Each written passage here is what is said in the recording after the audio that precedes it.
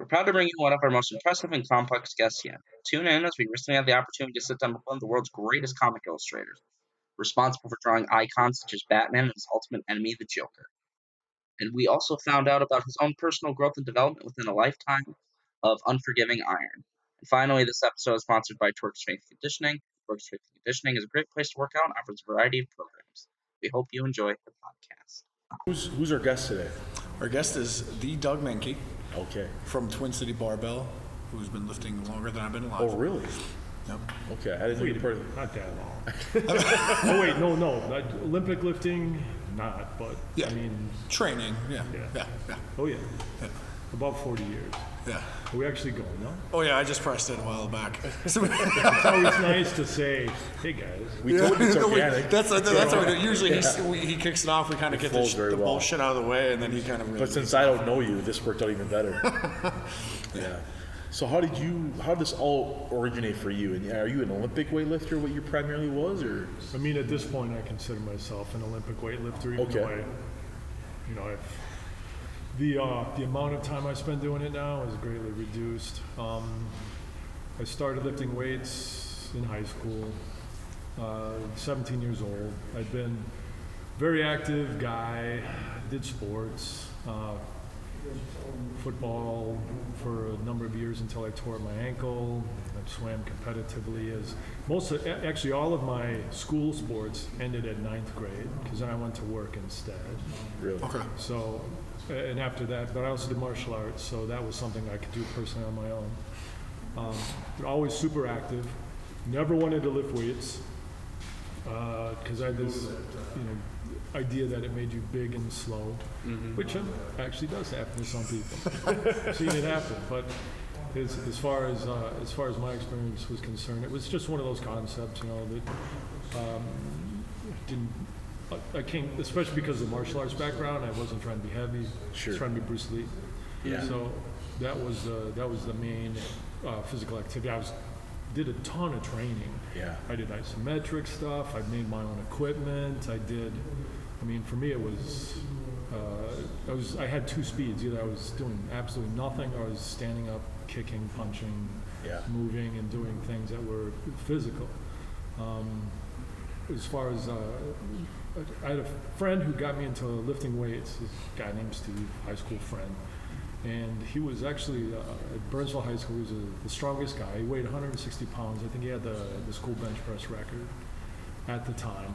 I would assume by now they pushed it up a little bit, but for a 160-pound guy, he had like a 350, 360. Wow, holy shit, It's really good. Yeah. Oh yeah, and he was a textbook bench presser. It wasn't like an exotic setup or anything. He just laid down flat back. Dude had big hands, big forearms, just big shoulders, everything, and just down I went, up I went. Wow. Anyway, he talked me into trying the weights eventually, and put aside my bias. And I think from all of the physical activity, I was ready to do something like that. And my father is a very good athlete, so I had a lot of good genetics, backing me up. I weighed like 160 pounds when I my first time ever lie down to bench press, bench 230. Wow. How old were you? Do you remember? 17. Okay. Oh, wow. That's really impressive. Yeah, it is. Yeah. It was just a very natural movement for me. Not all the movements weren't. I think Sure. I had worked at that time. We also would do a little power clean and press. I think I have it in some old log. I think at that time I worked up to like a 240 power clean. We didn't do squats because they didn't have a squat rack. This wasn't in a gym. This was just in somebody's basement. I think the first time I have to dial it back. I think when I was 15, I had a friend, this stoner dude. He had a set of old crappy weights. So who knows how much they actually weigh. Yeah. Those old sand weights? Were they filled with cement it was or a combo sand? sand and standard and Yeah, stuff yeah, yeah. and bar. Anyway, so we were sitting in his room, and I'd never lifted weights, and he had talked me into that. So I grabbed the bar, we loaded it with body weight, so I managed to clean and press body weight. First time I tried it. Second time I tried it, I threw his bar down and bent it. So Now we can't play no more. Yeah. So anyway, fast forward a couple of years, so, and I really liked it, Yeah. At that point, I loved just the simple act of lifting weights, and first time I tried deadlifting, I deadlifted, worked up to a bone crunching 400, 405. Nice. Surprised my vertebrae didn't spray all over the gym. That was in a regular gym. That was, Yeah. we had, at that point I was in Southern California, and there was a gym that was near the junior college I was going to, and it had they had a lot of the sports teams locally, the guys from a bunch of Samoans, all right? They were playing football for, the local college, and they were watching me. I remember the looks on their faces, because as they watched me go up in weight, because I'd never done it before. I'm not using any form or anything. I'm just question marking that weight up, until I stand up. And I watched every increase in weight. I was thinking, I could do more. And I watch him look more and more concerned, more and more concerned. And finally, this guy walks up to me, hands me a belt. He goes, "Did you put on this belt, man? Just might help." And that was the last lift, and I got 400 or 405. I can't remember. Nice. So that's what got me into started. Squatting was a little bit more demure. I think this is a good story for anybody who first gets into training. 185 pounds, and it was for like sets of, I think I did like 4 or 5 sets of 10. And I swear, all the blood in my whole body was stuck in my legs. And my girlfriend at the time, she went to the gym with me. She wasn't training with me. She was just kind of hanging out. And I just felt the sickest I could possibly have imagined. And it got me across the street, and I collapsed. And I was laying down in the grass by a bus stop. And I couldn't even open my eyes. I could hear people. Like, if somebody had walked past and wanted to take my wallet, my clothes, or, take advantage of me, there's just no way you could stop. I couldn't have done anything. Yeah. I was just like lying there thinking, am I dying? Was that a max out day or something? What This caused? was my first ever squat. First ever, okay. It's like squats. Yeah. So it was 185 for a But bunch what of was the reps. weight? Was it? 185. Okay, first So ever sets squat. of 10. And Sets of 10, that'll do it, Yeah. I mean, I don't know. It's just like my legs exploded with blood, and that's where it stayed. And that's what I think happened. Yeah. Either that or just like chewed up every bit of blood sugar in me. Whatever it was. And I could hear my girlfriend talking to people. They'd walk past because I could not open my eyes. Wow. And people going, "Is he all right?" And she'd say, "He's all right." I'm thinking, I'm not. I'm not all right. But eventually, I calmed down, and I was able to, I can move again. I can't believe I went back and squatted. I would say, how was that second squat session? Yeah, it was a lot better. A lot better. I don't know if it was just the inaugural one was just designed to just punish me or something. Anyway, that's how I got into lifting, and sadly, probably when I converted, over to this activity, because I would always throw myself into everything.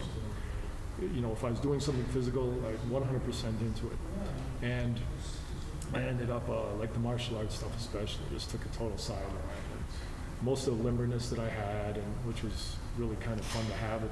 I didn't realize what I was losing, nor did I realize, hey, you might want that later on in about 20 years when you're going to take up Olympic lifting. Like having some kind of flexibility in my upper back and stuff that really went away, because I would say I never competed in powerlifting, but the focus was not bodybuilding, but doing as much bench and squat and deadlift as possible, with a little extra emphasis on the bench, because it just seemed, everybody liked the bench. So I didn't train very intelligently. I rarely followed a program.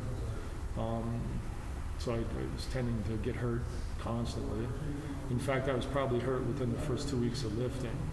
After that, when I first started benching, because these are high school kids down in somebody's basement. Nobody knows what they're doing. Yeah. And we had a couple of other, just jack-offs down there who didn't know, they didn't lift. They weren't guys who knew what we were doing. And I was going to go for a max. Don't even know what the weight was, doesn't even matter. Yep. But I thought, we'll have one guy on each side of me, just safer. And so as I took the weight down, and you think it kind of explains it. I'm going to be the one lifting the weight. You're not going to be the one holding on to the weight as it goes down. So as the weight went down, and I'm looking straight ahead, at the ceiling, and I feel the weight kind of drifting to one side. And I'm like, oh, what's going on? What's wrong? So all the weight shifted, feeling to one side, and I pushed it up, and I felt a little ting, so I tore a little bit in the pec tie-in area, which plagued me for years. Yeah. What happened is one of the guys held on to the weight as I lowered it. I did it. Yeah. So it was just totally shifting, just stupid stuff. It was like one after another, something stupid. Yeah. And then you would read like in Muscle and Fitness or whatever magazines we were reading at the time. I can't be for sure what it was, but they were talking about the importance of like perfect form and stuff. Like, so we're doing skull crushers with a straight bar, like elbows high, high. Like, okay, these elbows are so high, and all of a sudden, and then I felt a pop in the brachioradialis, or coracobrachialis, is that what it's called? That little muscle in here that you don't think does anything, but it does a lot, So that thing like tore, like in the muscle belly. Wow. So that was, and none of this stopped me from lifting, but it was really stuff that would get in the way, because I was working a job in a tire retread factory at the time, and had to always like reach into these within these tires to unlock or to disengage steam hoses, and like every time it's like, oh, that's what that muscle's for. Is to like a little bit of this, a little arm action. Do you think that may have caused the injury though, because you were already doing that motion? No, it was absolutely. It was the keeping the elbows high. Okay. Textbook. I felt it go. It's just like, okay. It was gone. Well, that's why there's kind of merit to, why they have some of the curled bars now too, to kind of relieve some of that tension and found a different. Oh yeah. At this point, like when people talk to me about like like form, like not about Olympic lifting form, but about just the general training. I said you find a range of motion that is comfortable. You don't torture yourself through range of motion. Yeah. You find something that feels natural. So people tell others, you got to keep those elbows down. Your elbows flare. Can't do this or that. I says, does it feel right? That's probably what you should be doing. So I was, right out of the gate, all this stuff is just bad.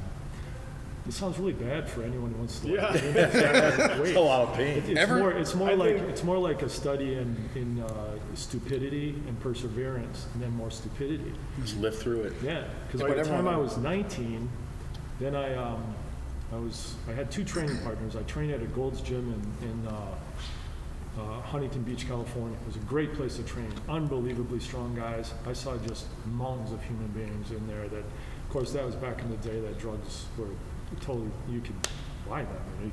They were still legal. And so there was huge human beings just plodding through this place. Unbelievable strength. I remember seeing guys, and it also changed my idea of what a strong guy looked like, because I had this envision of, like the dude who was ripped and his veins are like crawling all over himself, and looks like a superhero. And there was this guy, I can't remember his name anymore. He was just this jolly fat dude, like just happy. He'd come in, he's laughing with everybody, ha ha ha ha. And I'm thinking, I've never seen that guy before. He's, what a goofball. And he just puts a bar on the seated overhead press with the vertical back, not incline. And he just starts loading plates on there. One plate, so you got two, and there's four, he stops at 315. I'm thinking, this guy's gonna die. This guy's never been in a gym, he doesn't know what he's doing. And sure enough, he's just chatting with people, and he unracks the weight, does several reps, just racks it back. I'm thinking, all right, now I know what strength looks like. I guess I did it before. So a lot of these guys are in this gym like that, wrestlers, and there's almost no women. I think there's a guy that I trained with, his sister would go in there. That was about it. It was all just guys training hard, and so I had a great atmosphere, and picked up a couple of training partners. One was called Big John, the other was Little John. Little John was short with arms like cannonballs, and it was intense. He was just a natural presser, just enormous weights, and I'm already hobbled by so many injuries.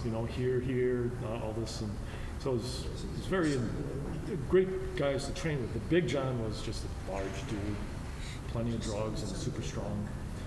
And so one day I was in the gym and I trained with Little John. We trained our backs. You know, we did a bunch of heavy stuff.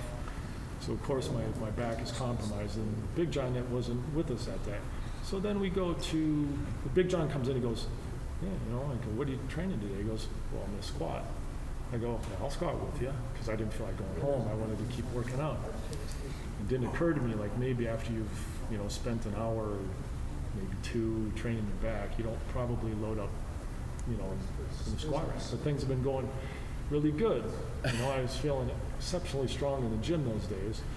And so we decided to work up to some heavy stuff, and we went up to put a 405 on, you know, worked up to it. And normally at that point, I didn't squat with a belt. I didn't. I'd only had a belt on, like, I think that one time when those Samoans wanted me, you know, to like belt up for the deadlift.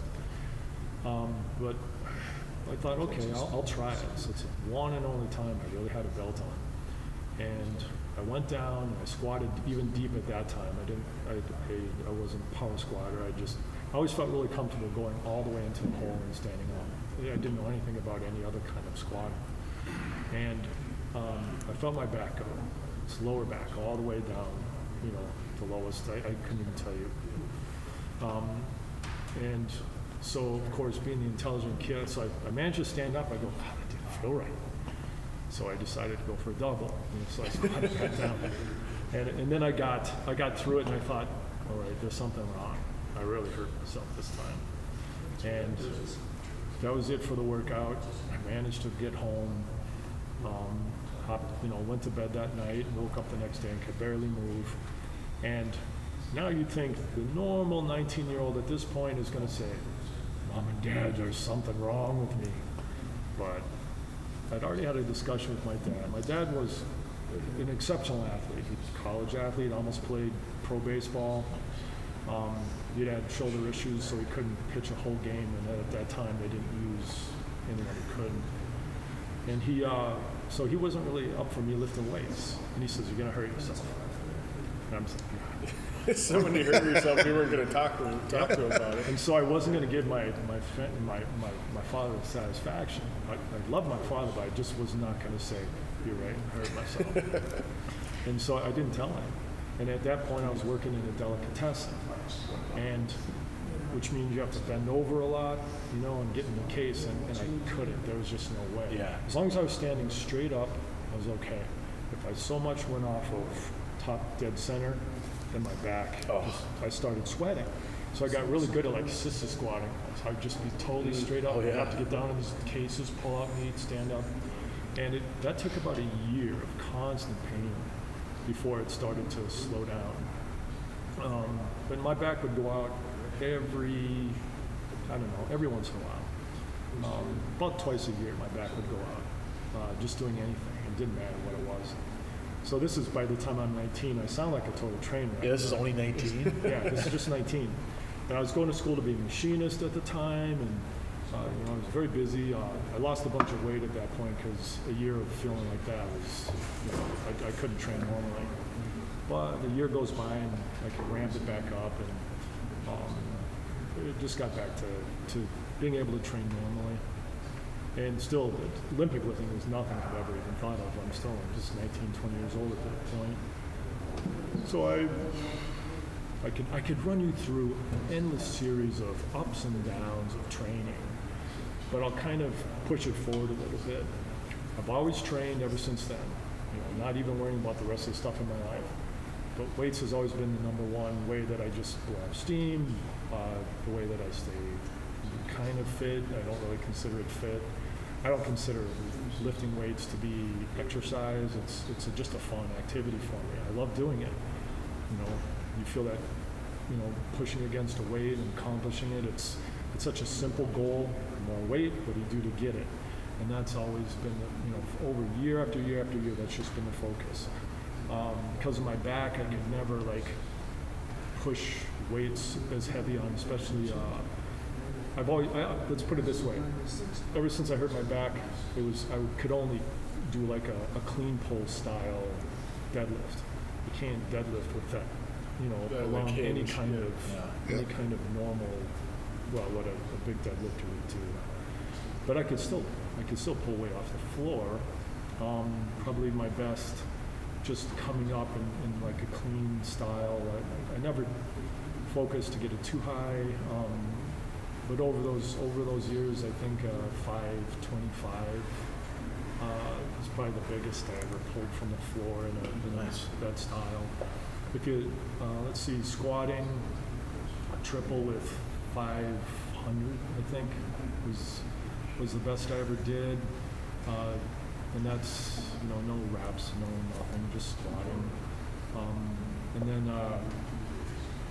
bench press was always the evil taskmaster that never really kind of, considering, like people say, oh, you're good at benching. I says, well, considering where I started, no.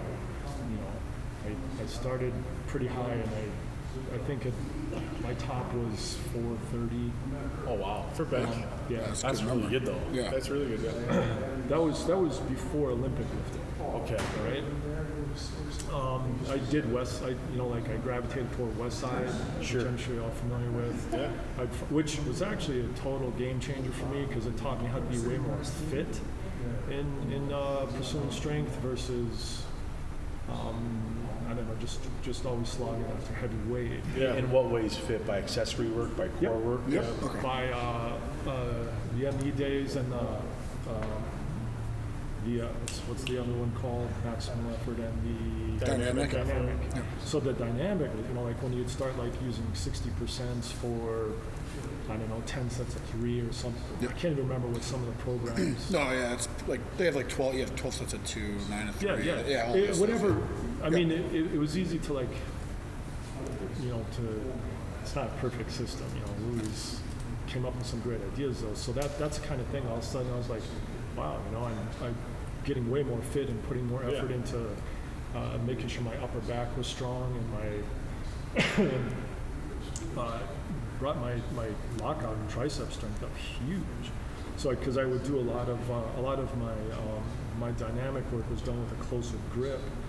So all of a sudden I found, where I used to have to be a fairly wide bencher, I'm actually really comfortable with a much more close grip.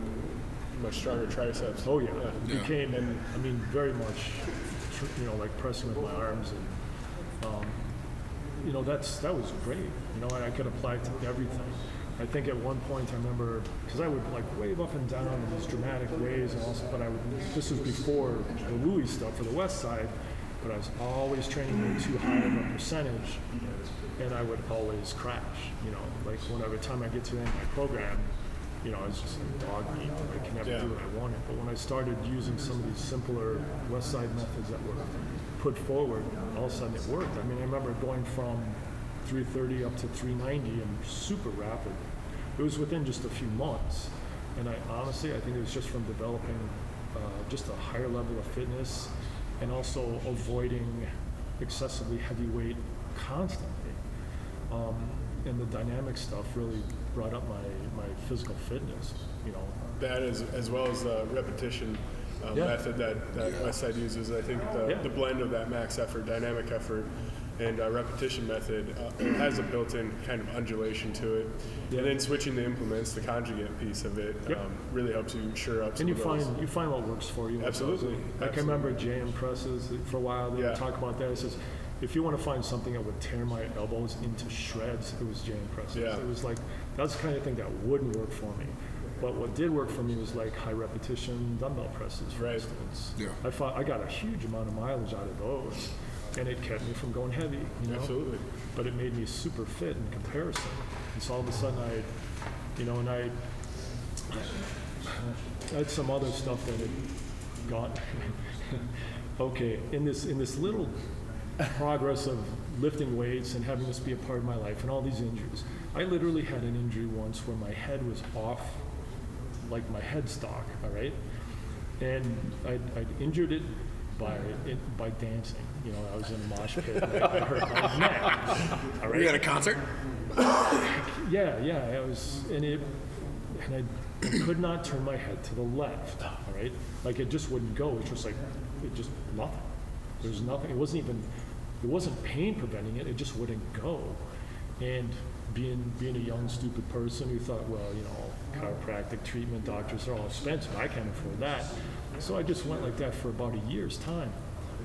Just got used to it. I'm still lifting weights and all that shit, but there was no looking over the left shoulder. Which is that just wasn't an option.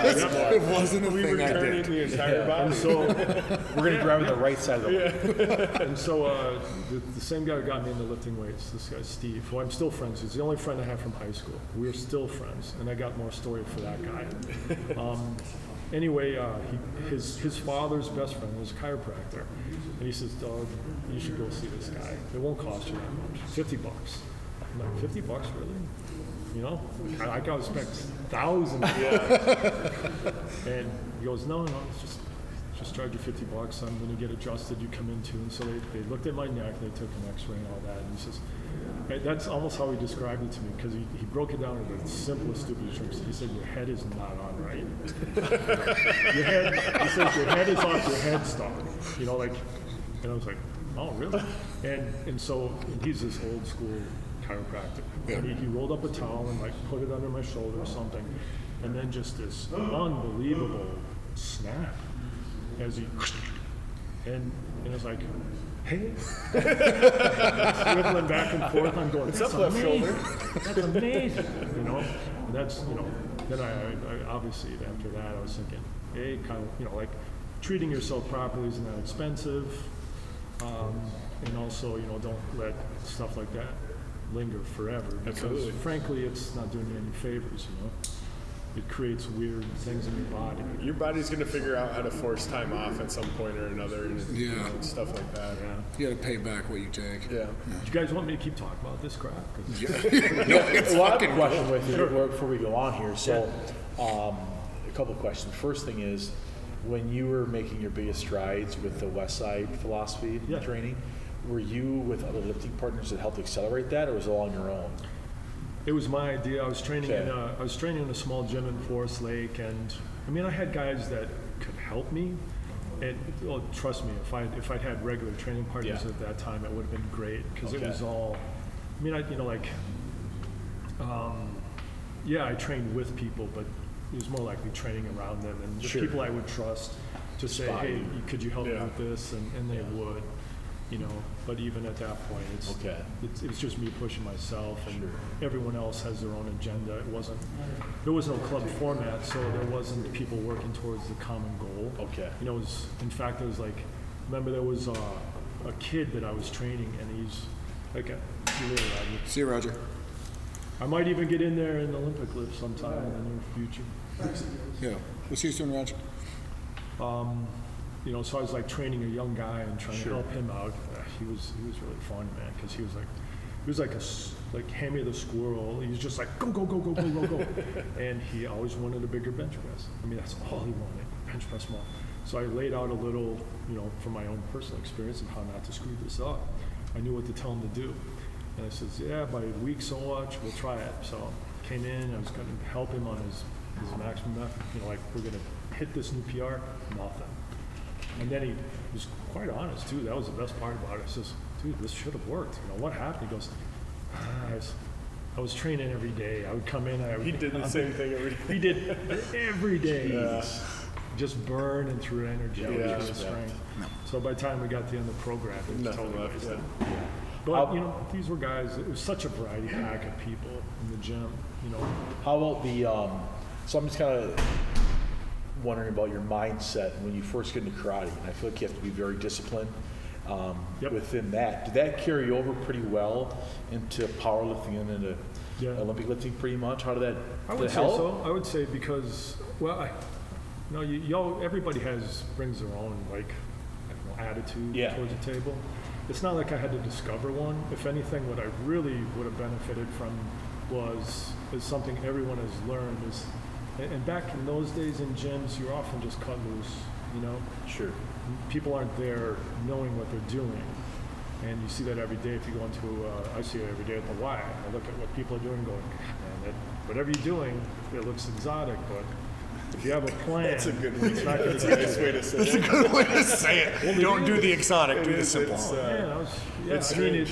it just really, people don't have, no, gyms weren't there to help you reach Your something goal, specific. Yeah.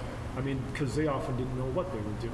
You know, like I trained in enough gyms that were just owned by bodybuilders or guys who were, you know, had invested in it or just had a love of lifting, but they didn't have anything specific that they could direct people in. You know, and sometimes gym ownerships came and went back in those days. And, Yeah.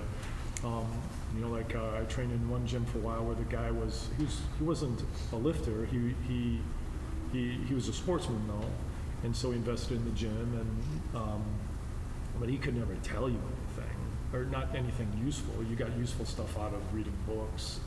So like I mean, I did have. It's not like I couldn't look up, you know, powerlifting programs. That's usually what I ended up with was through books, and that might have been like Hatfield's book, you know, Scientific Approach to Powerlifting, whatever he called it. Great book, you know, but if you start walking away from the program, then you start getting into trouble, and it's easy. If you don't have somebody looking over your shoulder who says, oh, wait a minute, no, we're not going to do that today. Yeah. You know. Sometimes you need somebody to keep you on the path. Yeah, Yeah, because for sure, we all do. especially a young guy, it's like being a racehorse, you know? You want to run. Yeah. You don't want people to say, don't run so hard. The hard running will come later, Yeah. you know, with a purpose. And when you're training like I was, which what I wasn't training to compete in powerlifting, I just like being strong. I didn't have a goal that I was focused on other than just more weight on the bar. Yeah. And so my attitude was always excellent for training. I mean, that's why I could train through all the pain and suffering that most people would have just said, oh, I'm not doing that. That hurts. Yeah. You know, it's more likely I didn't have anybody to pull the reins in or even suggest that I do it until I started Olympic lifting. But the Louis Simmons program, you know, the stuff, because I could see it, you know, when they would, Powerlifting USA, I don't know if they still even publish a magazine. I know what you're talking about. But Louis had a regular thing in there, and it was always something to read. The thing that was positive for me was once I actually read or got through some of the program without screwing it up, and saw that it worked. It's like when you go from 330 to 390 in a real short amount of time, it's like, well, that worked. I probably shouldn't mess with it, but I still would. Yeah. Like, oh, I think I get it now. Yeah. But at least there wasn't significant backsliding. I usually would slide, you know, things that would happen is when I would hurt myself, and then I would have to like kind of tone it down for a while, like throwing my neck out. And I mean, that was, okay, let's just keep this little train going here. So let's just fast forward, because the Louis Simmons stuff was great.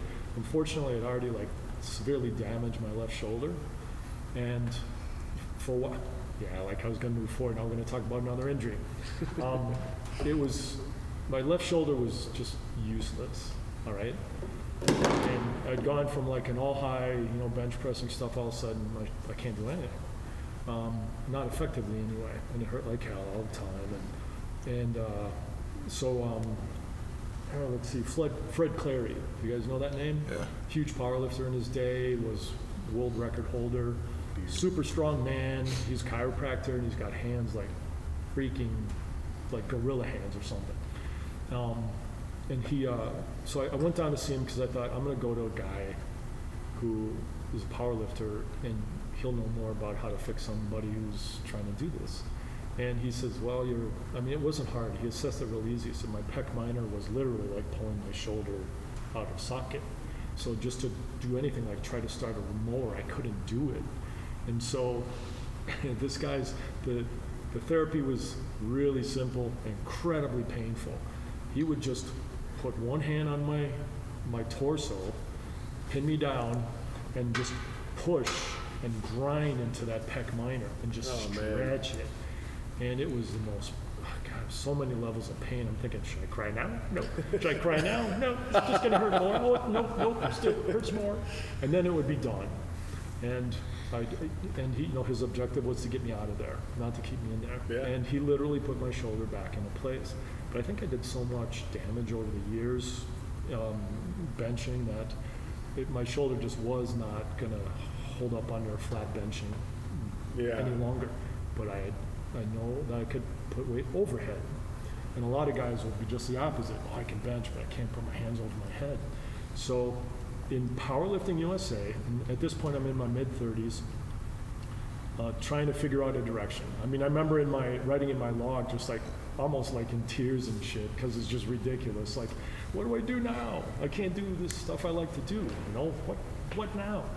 And Iron Mind would advertise their magazine in Powerlifting USA, and it said something like, I don't know, backs are to us what benching is to powerlifting or something. And it showed a picture of some Bulgarian from behind, you know, all trapped out and shit, with his arms in a jerk. I'm thinking, I wonder if like that would help rehab my shoulder, you know, if I started doing more overhead stuff and get strong in different directions. It wasn't that I wanted to give up everything I was doing. I thought it could rehab me. And so I started looking into Olympic lifting. And I had all the weights. I had as the artist that I am, you know, I draw comics for a living. I sit very still. But at that point in my studio was also my weights. So I could draw a little bit, train, draw, train. So I could experiment with this stuff a little bit. So I started getting just enough knowledge, and I ordered some. I think I got some of the Iron Mind DVDs that would show Olympic lifting. All right, and I also got like Jim Schmidt's book, which God bless Jim Schmidt. That book was just too hard for me to get through. It was just too much information, too many things. I needed a dumbed down version.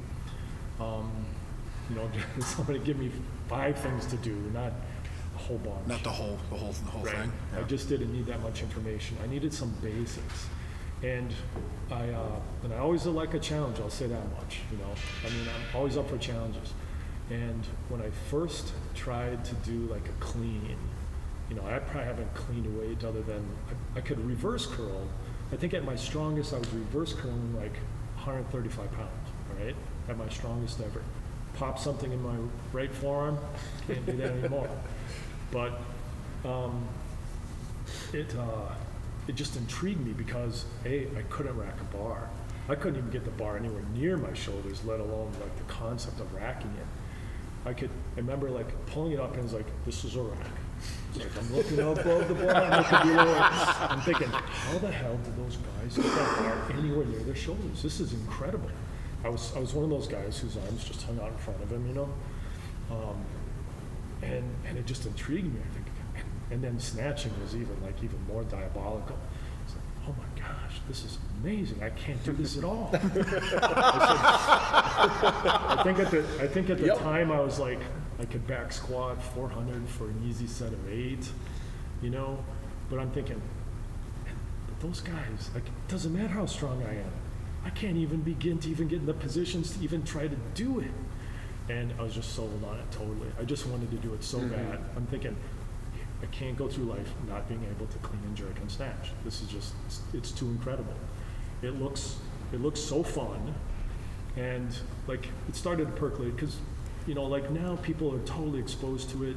You can find anything you want about it. The internet's a fascinating place. Sure. You know, if you want for good information and bad, but the reality is you can be exposed to it. You know, back in my day, because I am older than everybody here, I'm 56, not as old as Roger Sadecki. No, but, substantially younger. But there was, you know, the Olympics, and we could see, you know, Vasily Alexeyev, which is pretty much all you ever saw was the heavyweights, because that's what people were most intrigued by. Oh yeah. And, you know, because I remember watching that lethargic, totally like, confidence not even the right word. It's that Russian way of walking out to a weight. It was like, it's a waddle. Half pop. Waddle of confidence. I'm gonna lift this. You know, yeah, it's amazing. Yeah. Watching those guys do. I never picked up on that until you said it just now. We watched those videos. It is definitely a different stride. Yeah. Yeah. So, you know, then I'd have to kind of remember what it was, and getting those Iron Mind videos then, and you see people of all different like body types, doing it from little tiny guys to great big guys. And back then, it was just an eye opener. It was just amazing to watch these Ironman videos. And it's like, why would I do this so bad? I just can't believe it. Look at them, they squat like crazy. They just like punching huge weights over the head. They look like tennis players, some of them. It just doesn't even make any sense. Here I am like this, I think I'm really big and strong, but these guys get like, I don't know, like throwing me around like a little toy. I can't even lift the weights that they're snatching, let alone. So anyway, yeah, I thought it was great. But I did first start using it for rehab, and after a while, it was like that's all I wanted. That was your sport. Yeah. So how old were you when you started all this? You said like 30. The first time I walked down to Twin City Barbell, which was in some gym down in St. Paul, and some godforsaken hole that they like. There was a gym. I can't remember anymore. Where's Roger? Was the YMCA maybe? Or It wasn't the Y. It was just some dude's gym. Yeah. And I think they had to like dig it out, like the basement, the sublevel. we just talked about Oh, this. yeah. Tell us about that. So he told you about that. Yeah. Yeah, oh yeah. So they, because there's water in it. And all that. Yeah. So that was the first time I went down there. So Don would go down there, Oh yeah, Don what? Yep. And Charlie, obviously, Charlie was in a wheelchair yet, or using a cane or anything. But his back was already bombed. And just a few guys, not too many, maybe a couple of girls here and there, but every once in a while the crowd would gather in there. The level of strength, like Don was the strongest thing down there. In his day, did you guys ever do Don on a podcast? No, yeah, no. I I've talked been to him about talking it, to him. But Yeah. yeah. Oh yeah, you won't even have to say anything. You just say, "Okay, Don, we're gonna go out." You just No, Don at meets. As soon as he talks to me, I'm like, dude, I love you, but I gotta go because he can talk. His wife would be a good guest too. She had a pretty good career. Well, you're thinking of Derwin. Okay. Yeah, yeah, Derwin. oh Derwin too. Yeah, Derwin. We had Derwin on last week. Yeah, no, he's obviously amazing. That place is cool. That was also the one too. I think I can't remember who told me, but maybe it was Don. Pretty sure. He said sometimes if there's a lot of traffic by the road there, you guys would get exhaust fumes stuck down there. No doubt. If it wasn't that place, it was a damp gym. Yep. And but that's where I'd done all the precursors that I could to learning how to do it. I'd at least gotten so that I could get my elbows up a little bit. I could rack a bit to my fingertips. Snatching was very mechanical, but I was doing it well enough, so I was hitting positions, but it wasn't fluid or anything. But I was strong enough to get. I don't know. I probably walked in there snatching somewhere close to, I don't know, 80 or 90. I think 90 kilos in a really mechanical fashion. And I would sink down and stand back up, and it was more of a power catch and down. And Don was the one. Don actually gave me some really great advice. Charlie really tried to sell me on split clean, Yeah. Oh yeah. which probably works for plenty of people, especially older guys, but I think my elbows were still so inflexible that what would happen is and plus I had injuries that I got, and so I would try to split clean, but it would just jackhammer my elbows. My elbows would just feel like they were being torn apart every time I get done. And so I actually left the gym for a month or two, I don't know, worked on flexibility every day until I could clean the bar properly and squat clean. Then I came back and Charlie saw me do a normal squat clean, and he didn't bring up split anymore. Mm-hmm. So, but Charlie was a good, he's a good coach. He's got good eyes. He's watched people do this a million times. Roger too. Roger's a little more quiet, Yeah. But they're not going to let you sit there and flail about in the wind. Yeah. They will they'll tune you in. Don gave me because I was still, there's some mechanical things I was missing on how to really aggressively attack the bar through the extension. And he used what had to be the most coarse but perfectly usable thing for me. And Don says, Doug, it's like this. He goes, it's tuck and fuck, all right? You tuck the bar and fuck. Drive your hips forward. The bar comes in, hips go forward, pull. I was like, tuck and forward. And sure enough, all of a sudden, my cleans were way smoother.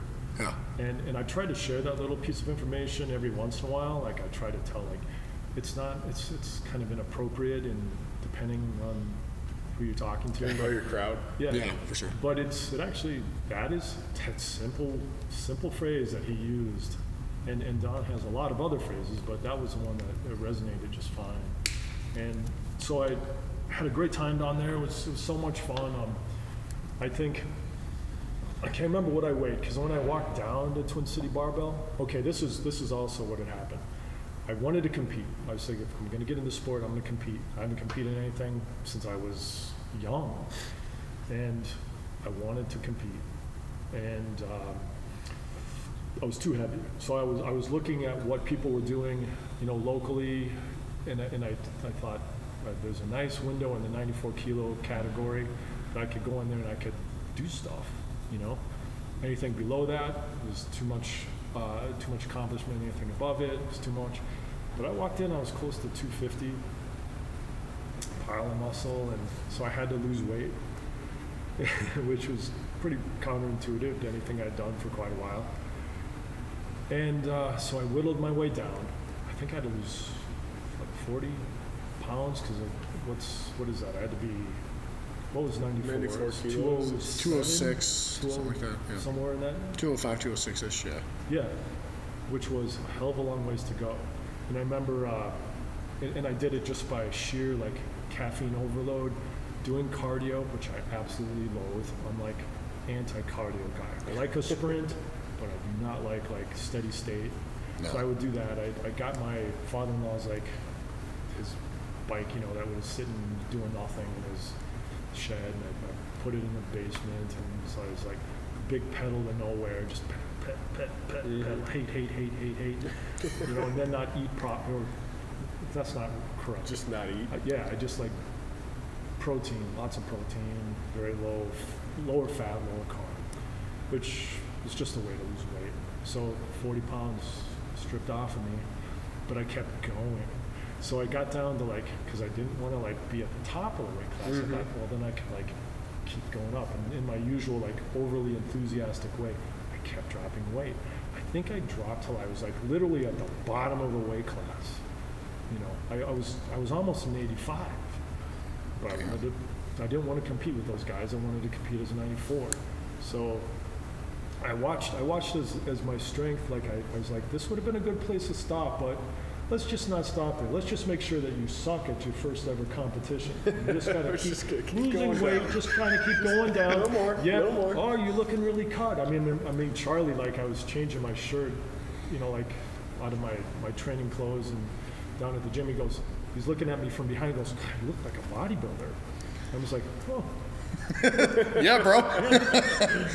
Yeah, I'm ready, man. Put me up, put on the little posing panties and put the protein on, and there I'll go. But I just bottomed out. I was too weak, but it's a lesson learned. Yeah. But then if it had been a month before, then I could have eaten my way back up and felt healthy. But I still went in. My training lifts were way better, but that doesn't matter. My first competition was what was called the must have been what used to, the Minnesota Open used to be, I think, the Twin City Open or something like that. And I competed against a guy who was actually from the East Coast who came in just for the comp. Can't think of his name anymore. I used to always, that became like my mantra, this guy's lifts, because I took second in the 94s. It was not great lifts. I think I might have snatched 95 kilos and clean and jerked maybe 120, something like that. And I power jerked at the time, and I didn't have any I looked at the video, and I was like, oh my gosh, you're so pathetic. Your body is barely moving, buddy. There's no energy in you. You look. Yeah. Oh, you're good. But it was fun to see. And then the other guy, he was just tower of power. And I mean, for the comps in the Twin Cities at the time, because now things have gotten much more aggressively people are lifting bigger weight. You have way more competition now, and I think he did like 125 kilo snatch, maybe 150 clean and jerk or something, maybe a little more, but it looked like a lot. He was like, oh, that's what I want to do. So I wrote it like down on my board, 125 kilo snatch, 150 clean and jerk. That was like my goal, or 155. But actually at the same meet was Zach Critch. Okay. And I think those are the numbers that Critch hit as a 85. I think he's 85, at least when he was in the Olympics. Yeah. So Zach, and he was just a kid, like, I don't know how old he was, like 18 at the time or something like that. And I walk into, I'm looking at this kid lying on the platform. He's just lying there, like on his back in his hoodie. He's like just playing with the bar, moving around. I'm thinking, what's this little jackass doing there? Little did I know that this little jackass was like the premier like youth lifter in the state, and really strong. Once again, getting like my vision of something like slapped right out of my head, because it was so fun to watch him stalk out. He kind of was hunched over a little bit as he walks out, and I think he worked up to 125 snatch, and which of course was probably a state record or youth record of some kind. Mm-hmm. Clean and jerk was around 150. Yeah, I know when he was at OTC, I think he hit 180 pound clean and jerk. 180 kilo? Kilo, yeah. And I think his best snatch was like 140 or 150. I mean that's. Oh yeah. That's fucking crazy for a guy that size. He's still, I know Vin the other day said he came in and he like just messed around at like 300 pounds. Oh yeah, he's still just be powerful, strong. Yeah, he is a different specimen. He's a really nice guy too. Oh yeah, yeah, I think great guy. Yeah. But that was my introduction to it. Got a medal, got second. So I competed a lot at that point and had a lot of success because there wasn't a lot of people lifting. I mean, when I look at what I did, like, so basically I think my first comps was when I was 38, shortly after I hit 40. I'm a master when I start. So in my 40s, I get to be state champion. I probably get a gold, just a whole box of medals from all the different comps. So that just tells you that the level of play was a little on the low side, because a dude in his 40s is not supposed to kick ass all over and win so much stuff. So it's really nice to see younger people and stronger people come into the sport locally and really push the numbers up and push the accomplishments up. That's always been fun to see. And some of my best lifting, I think, like when I was, like, Roger and I went out to World Masters when it was in Savannah in the U.S. That was a big comp, went out there. I took second. And this is a good story. You want to hear this? Yeah. Because this is a good Roger story. Roger's my coach out there. And I'm in really good shape, 94 kilo lifter. This is where I tore my labrum for the first time. And so, snatching goes really well. I do, and when you a master, it's who shows up. Sure. But we have quite a few guys lifting, and this I'm 12 kilos I think over everyone. Like I have a 12 kilo lead in the snatch. Like that's huge. And so I think I snatched. I can't remember what my opener was, but my second was 112, and my third was 117, and I overpulled the 117 so hard that it just spit me out the front way. I was just overly aggressive with it. I was just, because I didn't want to miss it, so of course I did the wrong thing and got way too aggressive. So it went up and just, I was, out in front by about 3 feet. Yeah. But that's okay, I got 12 kilo lead. Roger's looking at it, it's like, we got this. Roger's never even that dramatic about something. Anyway, so I'm warming up for the clean and jerks, and I feel something go on my hip, and it doesn't feel good. And so I have them work on it, because I have a team of people there to try to help you, and he's putting my leg through, movements, and it's like, that doesn't feel good. And so I tell Roger, and we decide to be somewhat conservative because we think we got lots of room. Yeah. You got 12 kilos. There's no one even close to me. And I think the next closest is this guy named Sergei Chrétien, who's a Canadian. And so we're conservative with the clean and jerks. I probably would have worked up, I think, at least 140 was the goal. I think in training I was going 140, 145 as an old man, 94 kilo lifter. Pretty solid.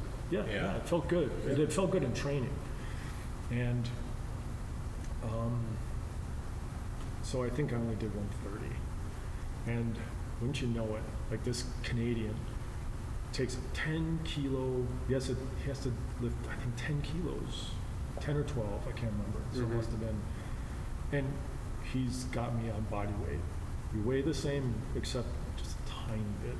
Yeah, because back then it was body weight. They had made the rule change. Yeah. Yep. So we're all just watching in the back as this guy, he cleans it and he jerks it. It's his lifetime PR, I think, or whatever. And Roger goes, oh shit. And so I took second on body weight. But it was great to watch this guy do it. I totally admit it was such a pleasure to see some dude uncork because he saw a chance. Yeah. And he went for it, and he did it. It was a big lift. Yeah, good for him. So excited. Yeah, I mean, I was happy for him. I'm the one who, screwed up. Yeah, nothing I could do about it. It was just a tactical error. And as I would say, it was like he beat me by a half a sandwich. Because Roger and I had like lunch before or something. And then, Yeah. It's like, You just had to have that fucking sandwich. had to didn't have you? that so I did that. That was cool. And where did you say that competition was? Just Savannah. Oh, Georgia. Yeah. Yeah, I remember. Okay, I do remember that because we had a few people who qualified, but yeah, it wasn't like a flight. Then you had to drive like 3 or 4. It was just in the middle of fucking nowhere, wasn't it? Well, Savannah, that's where Howard Cohn's trained. So Yeah. or that's where his facility is. So Yeah. it's not in a pretty place. Yeah. No. Yeah. It's just sort of. But at least, Cohn knows how to put on a meet. Yeah. He could do it in his sleep. Yeah, I remember when those videos came out. I think I saw you afterward at TB.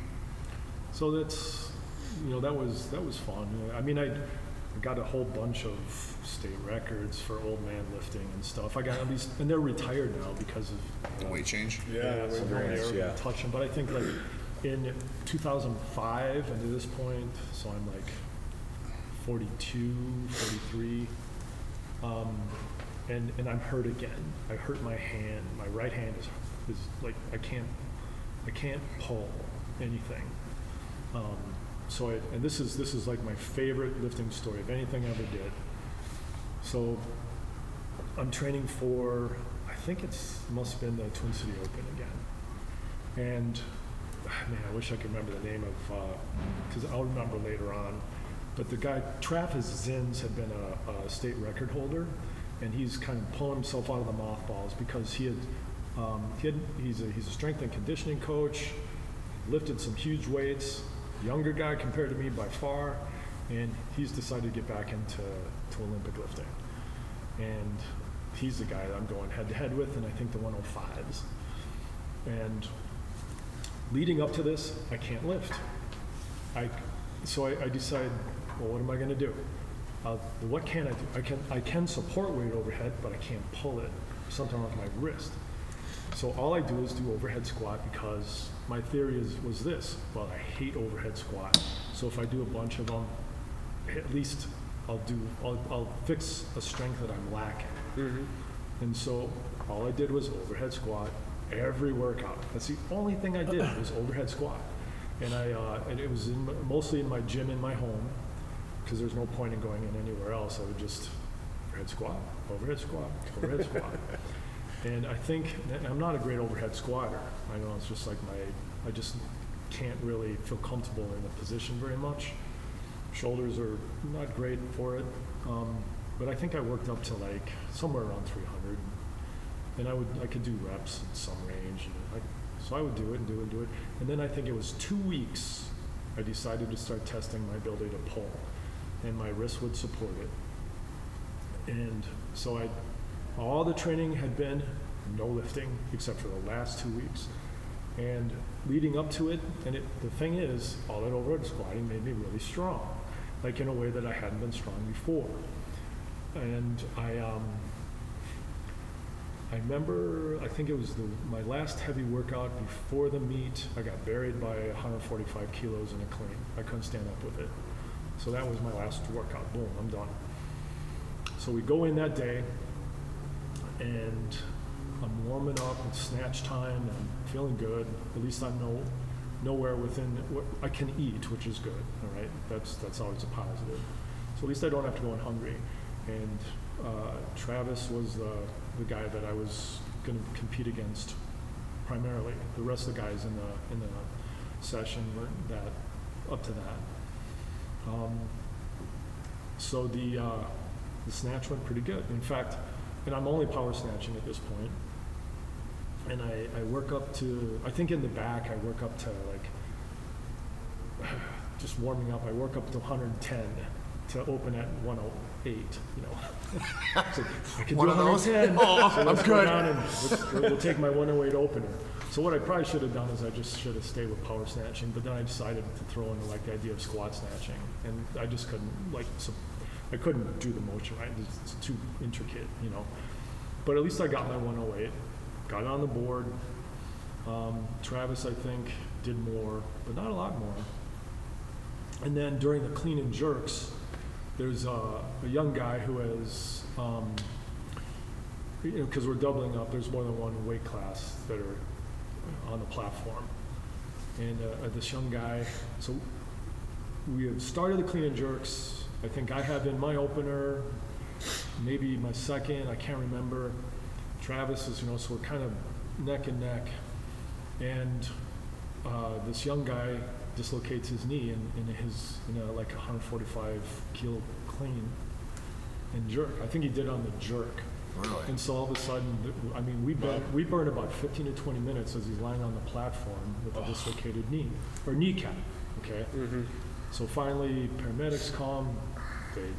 They take care of everything, and everybody's kind of cooling down, and which is not really the best thing for me personally, but I'm old, you know.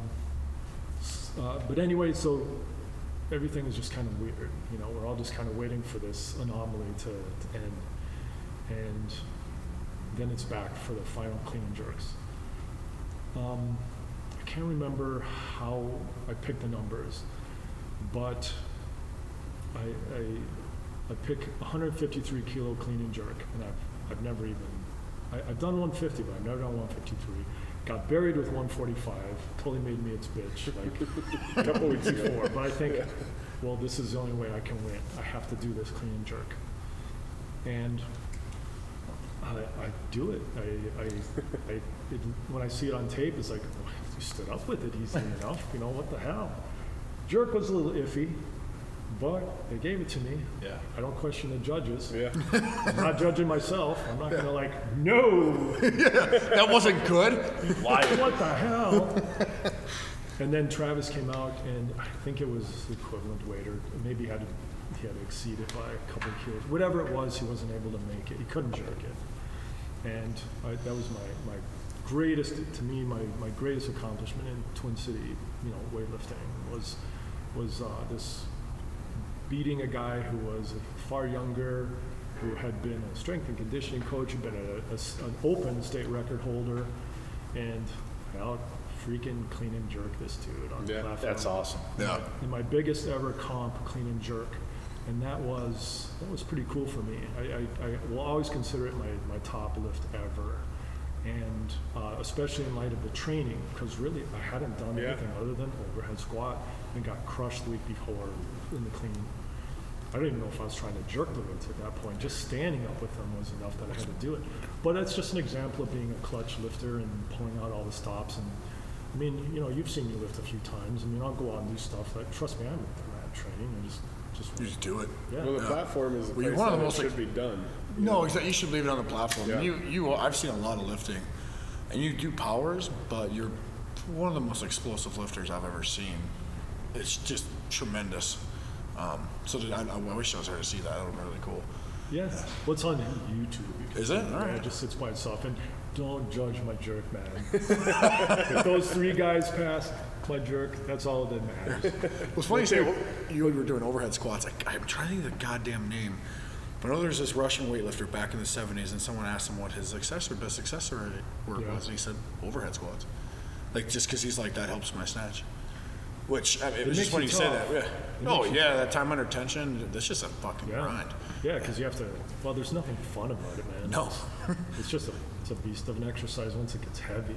Yeah. And it's like, what am I doing? But proof was it helped me. For sure. It gave me great focus, and I guarantee you it made me strong in areas I just had not been strong in. Well, then it's not going to beat you up compared to back squats or pulls or... Yeah, because it's not as heavy. For sure, but that time under tension is longer, so it's... Oh, yeah. But still the weight's not there. And it allowed, since I wasn't jerking weight, it did give me the chance to, to develop a lot of tension in my positions. Yeah. Have you stuck with it since? No, I hate that exercise. Okay. He's like, no. No, every once in a while I'll do it, but I mean, I don't, it wouldn't pay dividends right now. Sure. There's other things I just have to focus on. Sure. And that one, like, when I look at the record books, for the old dudes, in Twin City Barbell, that 153 just stands. I mean, there's nothing else like it. No, it's not even close. I can't think of anyone who could get... No, it's going to take, that's a good lift. So I'm really proud of that one. And then, I mean, I've done, I've been in and out of injuries. And then at times while rehabbing, I've focused on other stuff. And a lot of my top end strength came as the older I got. So at age 49, I'm not doing a lot of Olympic lifting, but I'm doing a lot of overhead. So at that point I was fixated on getting a big overhead press. And since I'm a good presser, I mean, I've always been. It's just a natural movement for me. I became obsessed with pressing. And then I at least closed out my 40s by getting a legit, well, no, Charlie would never say because I didn't clean it. But out of the rack, I pressed 300 overhead for a clean single. Wow. And after that, I was like, I don't need 301. I don't need 300. Yeah. 300's enough weight because that was a monster. Yeah, 49 too. What do you attribute that to as you're getting stronger, as you're getting older? Number one, not a fairly cavalier attitude towards how much I weigh. Yeah. At that time, because I had to be about 250 pounds to do that, and I'm not like the most attractive 250 pounds at that time, but it is like, it's my arms, I did so much accessory, like tricep work and lateral raises and stuff, like, it's, like working on the upper back strength to hold up that weight, because you have to have a lot of trap strength to do that. But I remember my arms were so big, they were like, I don't know, I don't know what they were. They were like around 20 inches or something. And I would be, I'd try to sleep, and it's like, my arms always fell asleep. And so there was nothing comfortable about it. It was really like a rude experience to feel that way like every night. And if I moved the wrong way, I felt like I was tearing tissue, It's like, I don't even know how them big bodybuilders like live with like those big, huge arms. Yeah. Like, because your skin is taking a beating too, and I don't know, I'm sounding like a big baby about it, but it was really weird. My triceps grow real easily, so I mean that's part of my pressing strength is I don't have biceps. I have like the biceps of a 6-year-old girl, but the pressing strength has always been there. And I like at my best I could like do a pretty clean I remember 225 for 11 or 12 rep press overhead, and I think when it came to multiple reps, probably in the 270 range for a double, and the 300 it came just because I actually just had to have it or die, I think. Yeah. And I was in a gym in Forest Lake, and I don't think anybody gave a shit. Like, they never knew what I was doing over there. They were just like, just don't get near the guy when he has the weight over his head, So, I did that, and then other strength numbers came up. Because there was a few years I didn't compete, but I've always considered myself an Olympic lifter. I'd always to some degree train. But when I was training the press that heavy, a lot of the old issues of being really stiff came back. Never as bad as it was when it was here, but racking was troubling, and my elbows have taken a beating from doing that stuff. Then in my 40s, so I think I came back and did a lot more comps, late 30s, 40s, which has been fun. I mean, I'm even looking at, you guys got a comp in February, right? Yep, February 1st. Maybe I'll do that. There we go. Come dance. It'll be fun to see you I have lift. to get in shape for it, but I mean, I'm training, just haven't been Olympic lifting. I think like an Olympic lifter, I think like I need this leg strength, I need this stuff, I need this stuff. Well, I think the most rest times is- you need to pull back once in a while. You just have to. And since I power everything, it's not as technical. No. I don't have to. All I need to know is that I'm strong enough to accelerate the bar. Yeah. And if I can do that, and if I get to my shoulders, then I can punch overhead, and that's all I need to do. So snatching is a little bit more because I need to like be at least flexible enough to like bend my knees a little bit, you know. But I still love to compete, you know. There's always in my head even the idea of like hitting some of the numbers that I've always wanted to hit. So like in my early 40s, like before my labral tear, because now it was about 4 years ago, I think, that I tore my labrum, you know, which just totally derailed certain aspects of training. Then it became rehab. I still would compete. I've competed a few times, but you know, with a compromised hip. But in my 50s, I hit my biggest ever power clean with 147 kilos.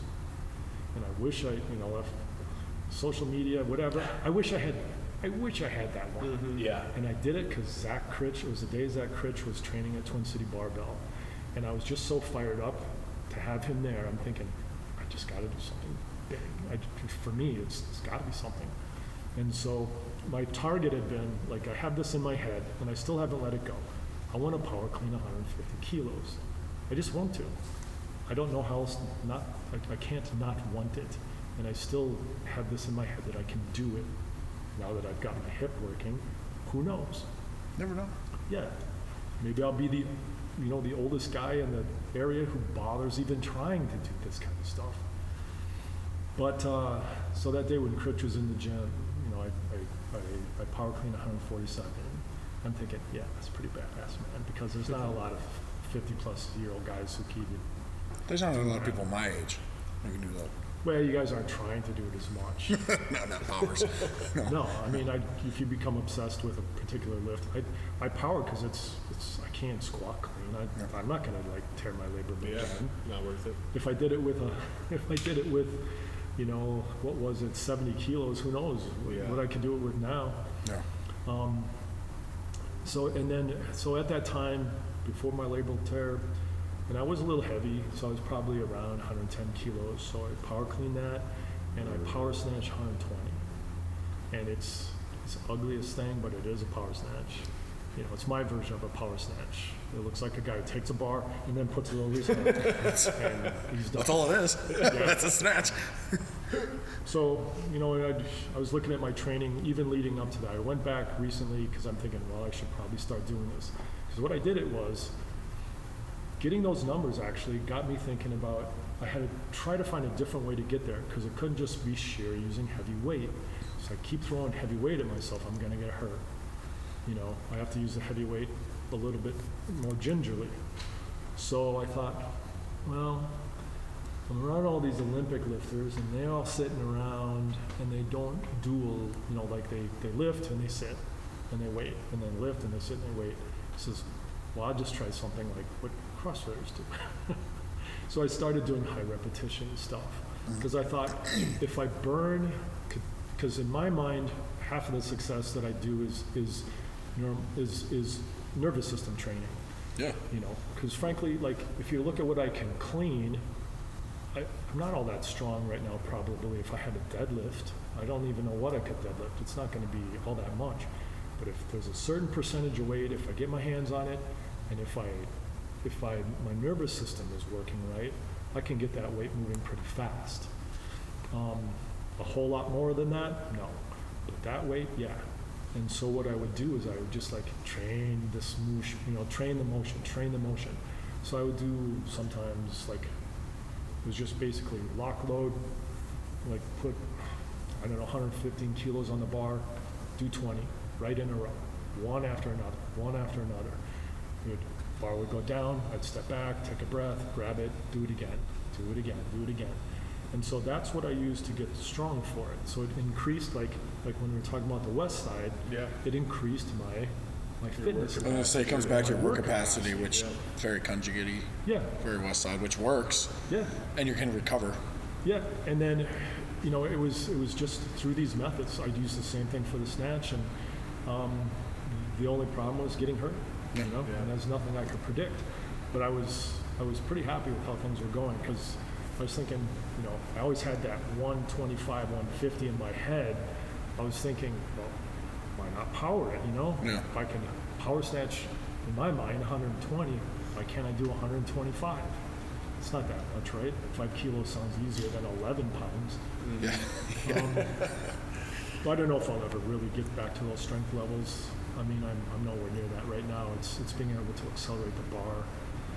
But I really did build it by doing a lot of really fast-paced work. Yeah. And not a real low percentage, just enough so I can feel some aggression. I can feel that the weight means something. Yeah. And then so like 75%-ish, I'm guessing? Probably. It's kind of where Hatfield said 77% was kind of his jam there, 75, 80. And then I would start to goose it back up, for a few workouts, and I would hit, like triples or fours sometimes, or, but I would do them rapidly.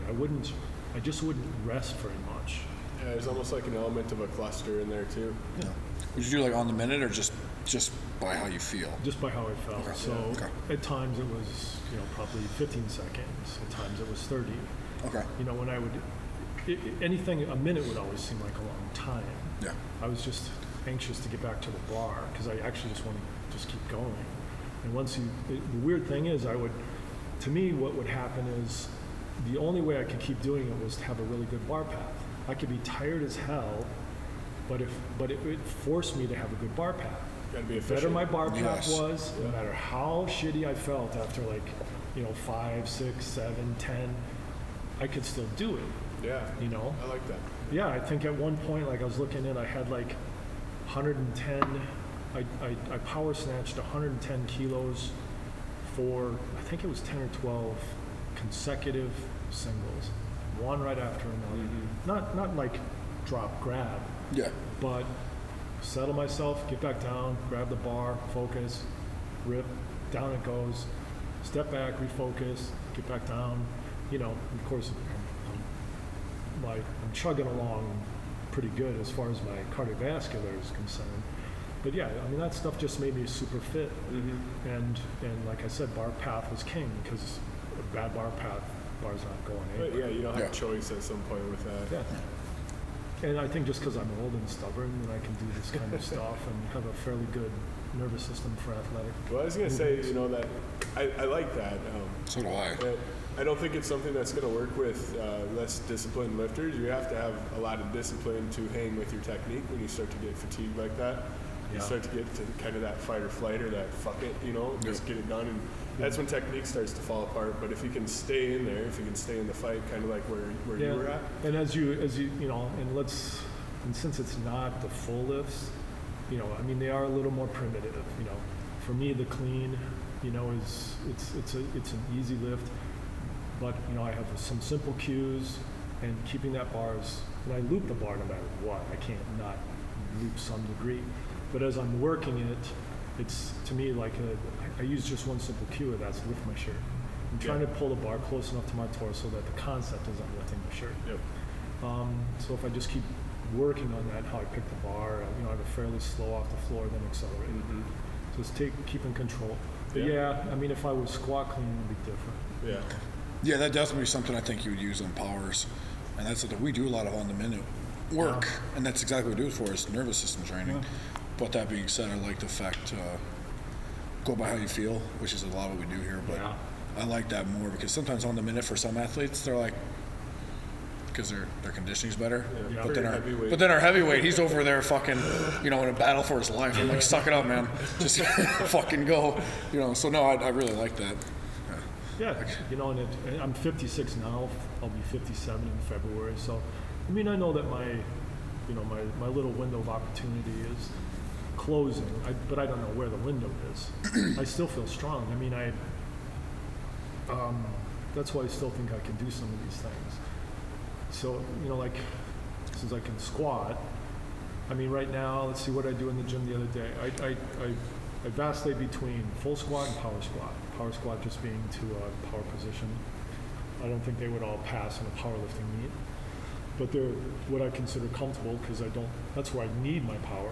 You kind of just go with the tension. Yeah. Go past it. Get down to where it feels like. So, like, let's see, what have I done? I did, like, last workout, I worked up to 350. I was actually doing sets of 5, and they were just moving on so smoothly, so I got up to 350, and I did a set of 10. So a set of 10, power squat, it's pretty good. Oh, yeah. I think I can full squat, let's see, within the last couple months, I think it was 405 for a full, ass to grass, whatever. Well, it seems like, as much as you may have started off on the wrong path, sometimes people who get a lot of injuries then know what not to fucking do. Sometimes you got to fail, right? Yeah. And the people that didn't have a lot of injuries had money and bought a coach. Yeah. And so it's trial and error. Or you just I had a strength and conditioning coach, a few of them in high school, but, they don't know what we know now still. And, everyone has to, you just have to have that learning period. Yeah. You just have to. Yeah. Well, yeah, and it's knowing your body and we all bring our mentality to whatever sport we're doing, or, for me, I just love the feel of lifting weights. I can't think of anything There's that I something enjoy. about it. Yeah, it's just, for sure. It's you, the bar. It's such a simple equation, but it's fun, and with the right mentality. Let's put it this way. All right, I'm an artist. This is what I do. I draw comic books. I draw like Batman and Superman.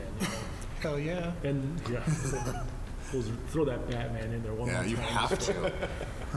And I'm on this little weightlifting board. It's for people who are in my line of work, and so they sit for a living and they draw. They work within this industry, and they're trying to do some fitness. And for a lot of people, and for any athlete, it doesn't compute. But you don't realize, like, most people, like, don't like pain. Yeah. Like, they gravitate, like, any small injury will drive them away from training. Yeah. Because it's uncomfortable. And I think anyone who's spent a lifetime in athletics or beating themselves up, pain is it's just second nature. Yeah. Like it's, yeah. It doesn't bother you. Yeah. Like, remember, I had a machining accident where I was working on an end mill, and it almost tore my left hand off. Like, my left hand is the one I draw with. So I damaged my left hand, and I still, like, the pain was totally worth the price, so I could still bench press. I didn't care that it hurt, because not bench pressing hurts worse. yeah. No, it's very true. Exactly. No, like, you got to do that thing so I can still do this. Don't care.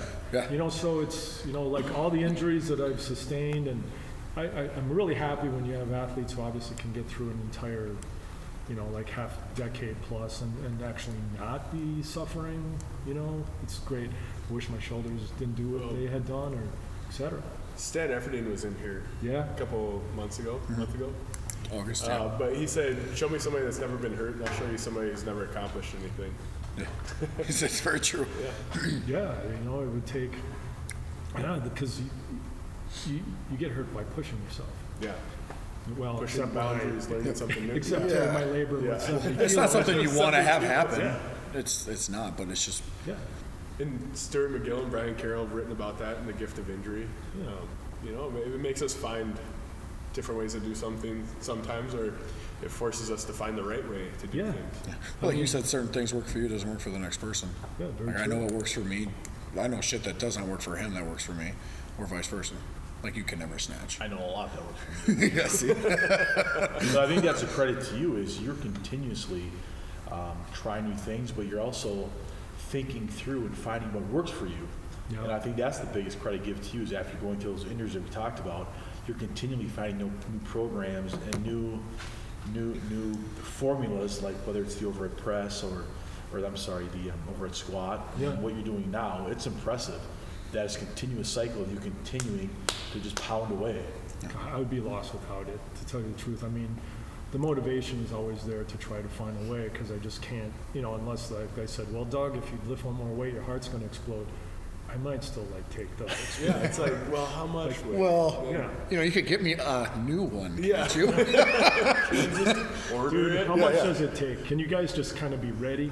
Yeah. You understand, my folks. I don't have the off switch, and I know I'm still going to do what I'm not supposed to do. Because I'm sure any doctor, because doctors are in the business of not, like encouraging people to hurt themselves. Yeah. But that's what athletes are entirely willing to do. So, I don't know. There are times I'm in the gym and, I'm thinking, I wonder if anyone here would know what to do if I collapsed. Because it could happen. I do that Fen all the time. Dude, I want Fen. You got to meet. You guys are both. Why do they need to meet? Do you have the CPR barrier? We do. We have it. Okay. Fen is the powerlifting version of you. Yeah.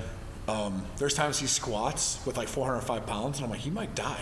And then he goes up to 550. Yeah, and he can still do it. I'm like, how's he not dead? Yeah. His speed of his squat will be worse at 225 than it is at 500. Well, that's because he's just getting juicy. Yeah, dude. Like, what the fuck's going on? I thought you were going to fail at 315, and now you got 545 on the bar. But he's young. He's only 54. Yeah. Young blood. Oh, yeah. Once he gets to 56. Come on. Oh, man. No, that's pretty cool. I'll have to come in and train sometime. No, especially before the meet, just come in and bang away. That'd be How fun. does that convert with your being an artist? The lifting your left hand and all that. Do you ever get a shaky hand, or you just sore, you can't draw? How does that turn out? I mean, I'm just fortunate. In fact, a lot of people who are desk jockeys, sit. I mean, they have back issues, and I think it's literally because of what I do that I don't. I think that, in spite of the fact, through weights, I've thrown my back out, my neck out, torn my groin. I know I've done shit to my knees, but somehow they bounce back. But the list is pretty long. But my back and just sitting, I'm pretty sure it's from training that keeps me from feeling bad. Because you talk to most people who sit for a living, it's like, their necks, their backs, but they're not very strong. They don't. No. And those bad postures, I think, are. And plus, I think my spine is almost fused, actually. So it just goes. Well, they're so deconditioned where small feats of movement are just so much to where someone who does what you do makes you more resilient. Yeah. Thank you. Yeah. So what's the future hold for you? What are your hopes? Well, 125, 150. Yes. Let's do it. I have no idea. February 1st? The snatch was always the funny one, because it's there are times when I go back and look at my log, it's I wonder what was really going on here, because the numbers are really low, then all of a sudden the numbers jump up really high, and then they go down, and they're up. And I think a lot of it has to do with my ability to switch the gear and to drop. I have great ability to pull. I can pull.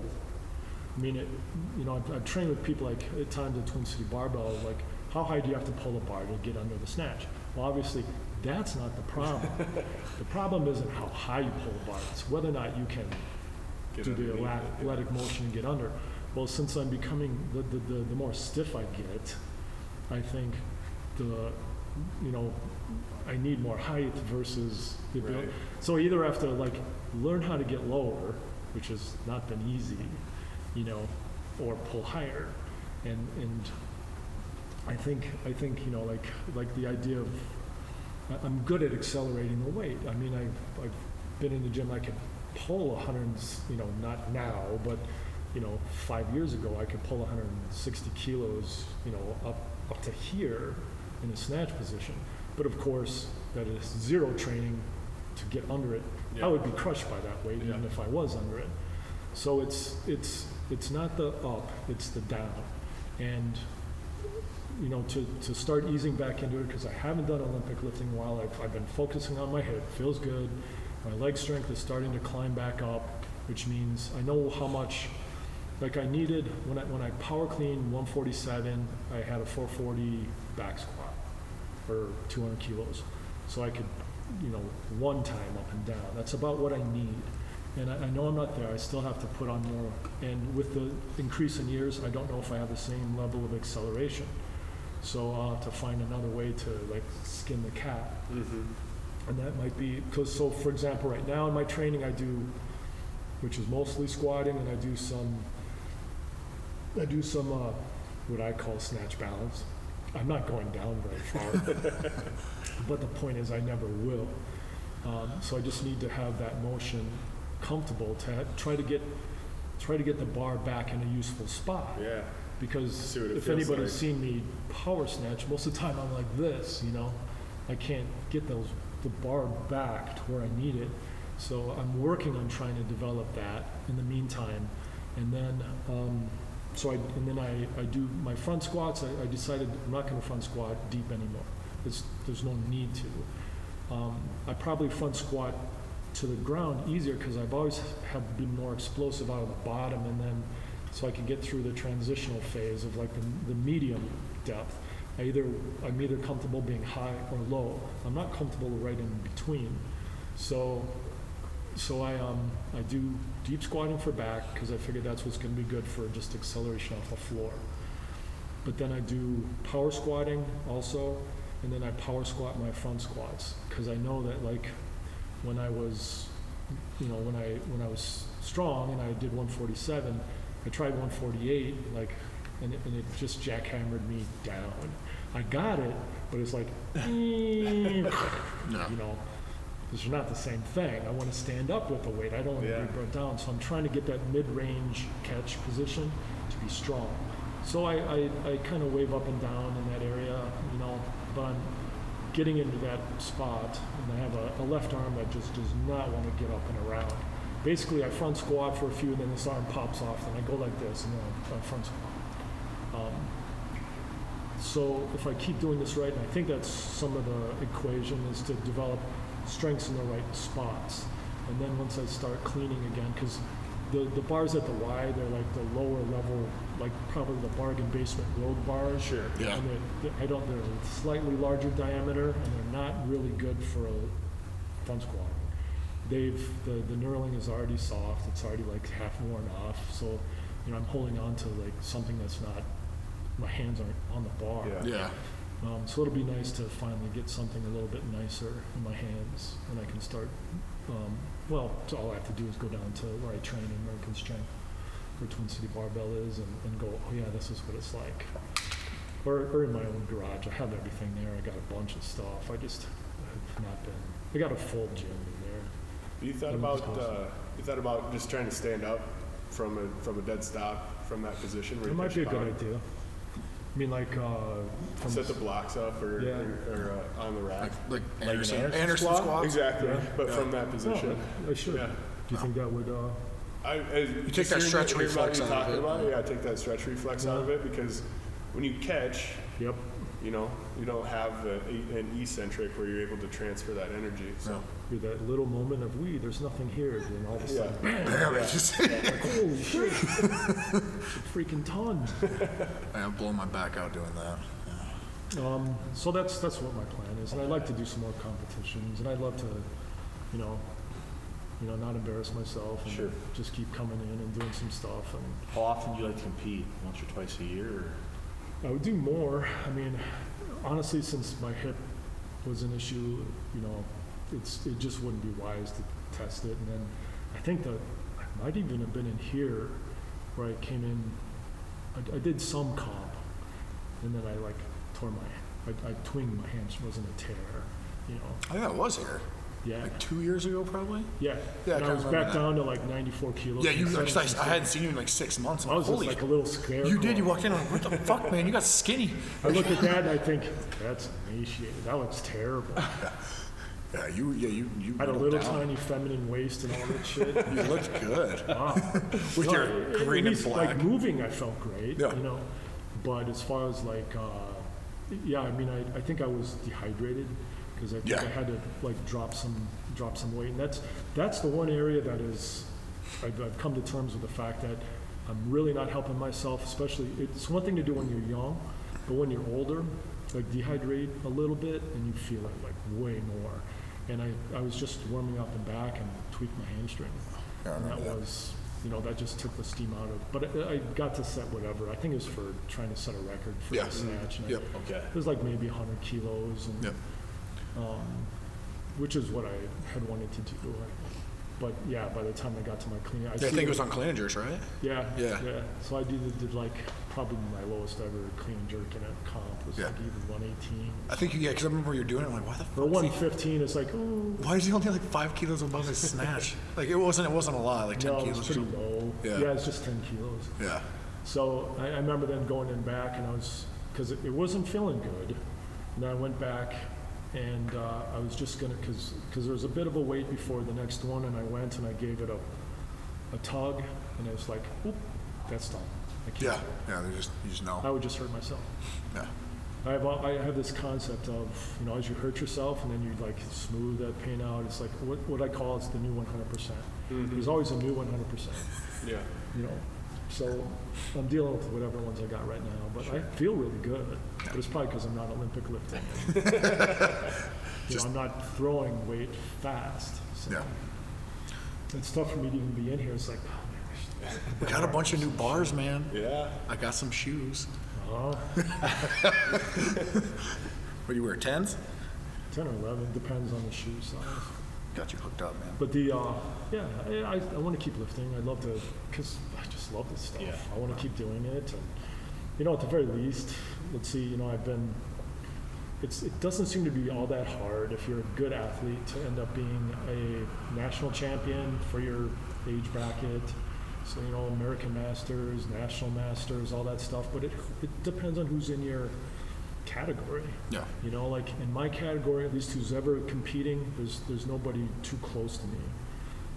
Like I went out for World Masters or up in Montreal, and I ended up like totally pedestrian lifts, because I was not happy at all with how I did in terms of what I had planned to do, because I went to the Arnold, or what's it called, the Arnold Sports Festival in Columbus, where they have the Arnold. You got to hang out with Arnold Schwarzenegger, I should tell you. Oh, I saw that. Quite jealous. Seriously? Oh, yeah. No, it's pretty cool. Tell the story. All right, I will. But out there, I went out because I really wanted to set a national snatch record before they close the books on that stuff. And so it was a 105 kilo power snatch as usual, and so I got that before we converted to the new weight class, and I think I clean and jerked, I don't know, 135, something like that. Did you have to qualify for that event, or did you just sign up? Or? Yeah, I mean, the qualifying process was, whatever it was, it involved, you have to, what is it, the 20 kilo rule or whatever? So I had to open pretty high. Yeah, yeah. It was like, I didn't want to do that, because the next time I'm going to totally sandbag it if I ever have to do that again. I'm going to go compete. It's just tiny little lifts. Sure. But you know what they did?